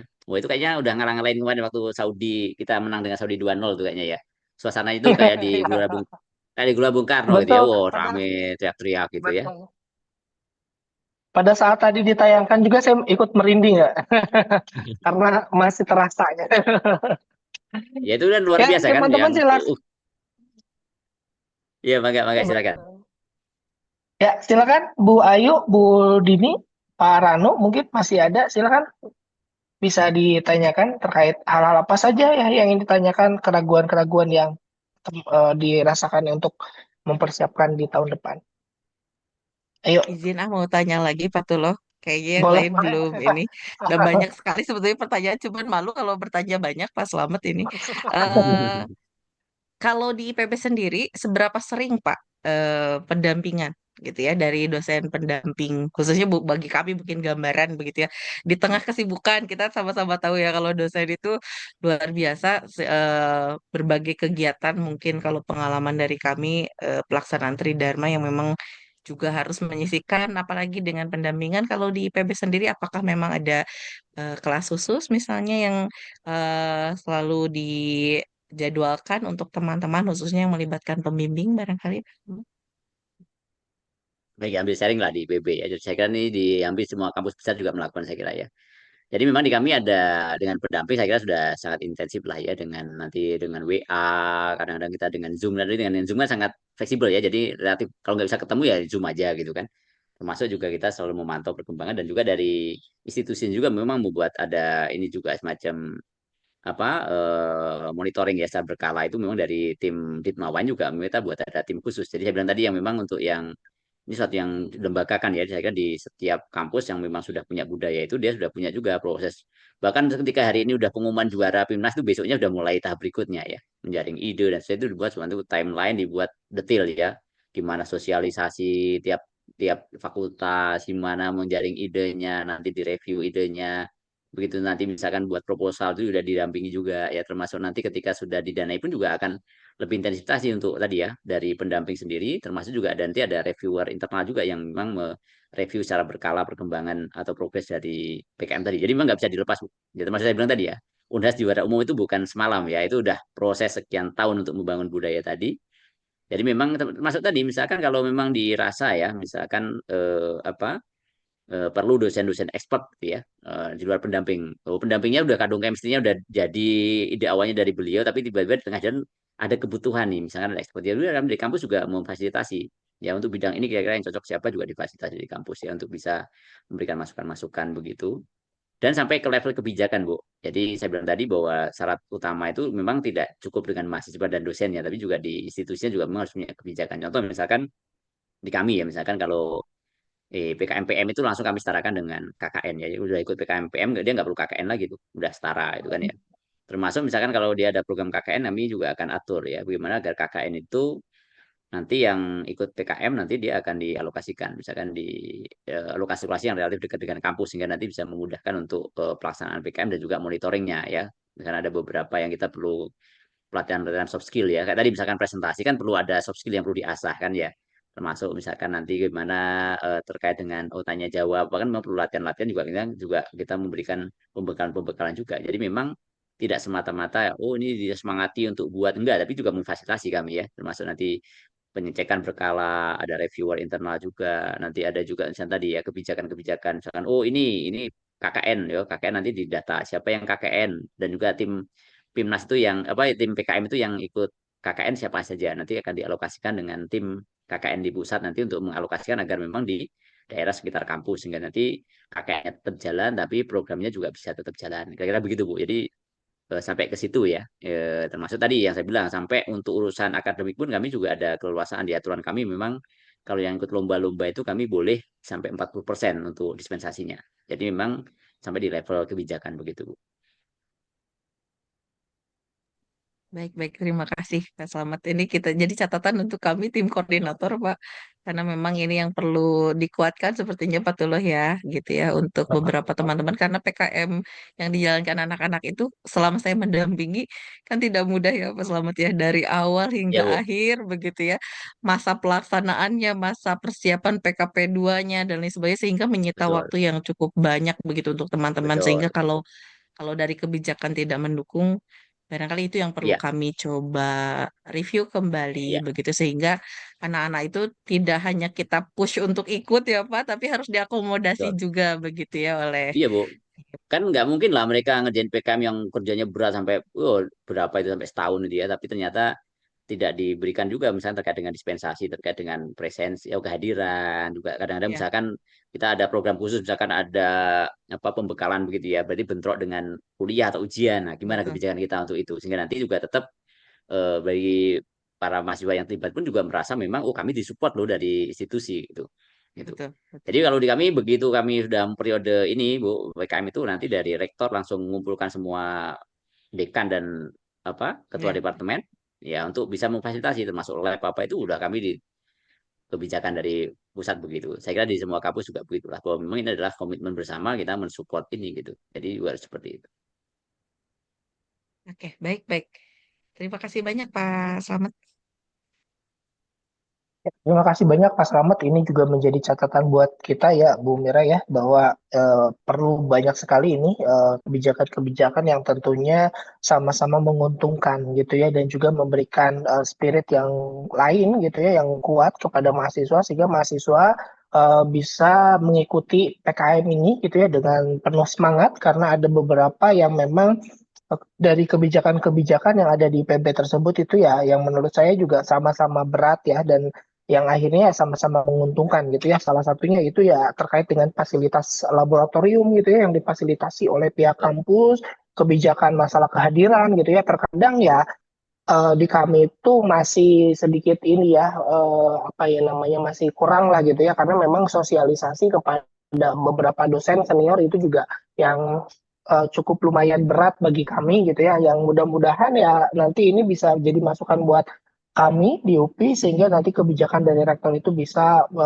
apa ya membantu menguatkan gitu ya kepada keyakinan para mahasiswa untuk mengikuti PKM di tahun 2025 ini. Bapak dan Ibu sekalian, silakan saya berikan satu kesempatan lagi buat teman-teman yang ingin bertanya.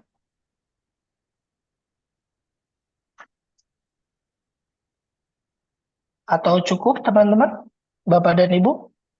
Oke, kita sudah pukul 15:01 gitu ya. Saya pikir ini banyak sekali ya yang bisa kita ambil gitu ya. Pelajaran yang tentunya ini disampaikan oleh Pak Dr. Slamet Widodo daripada IPB dan Harapannya adalah di tahun 2025 ini kita banyak sekali apa namanya proposal-proposal yang didanai dan tentunya kita bisa masuk ke PIMNAS gitu ya.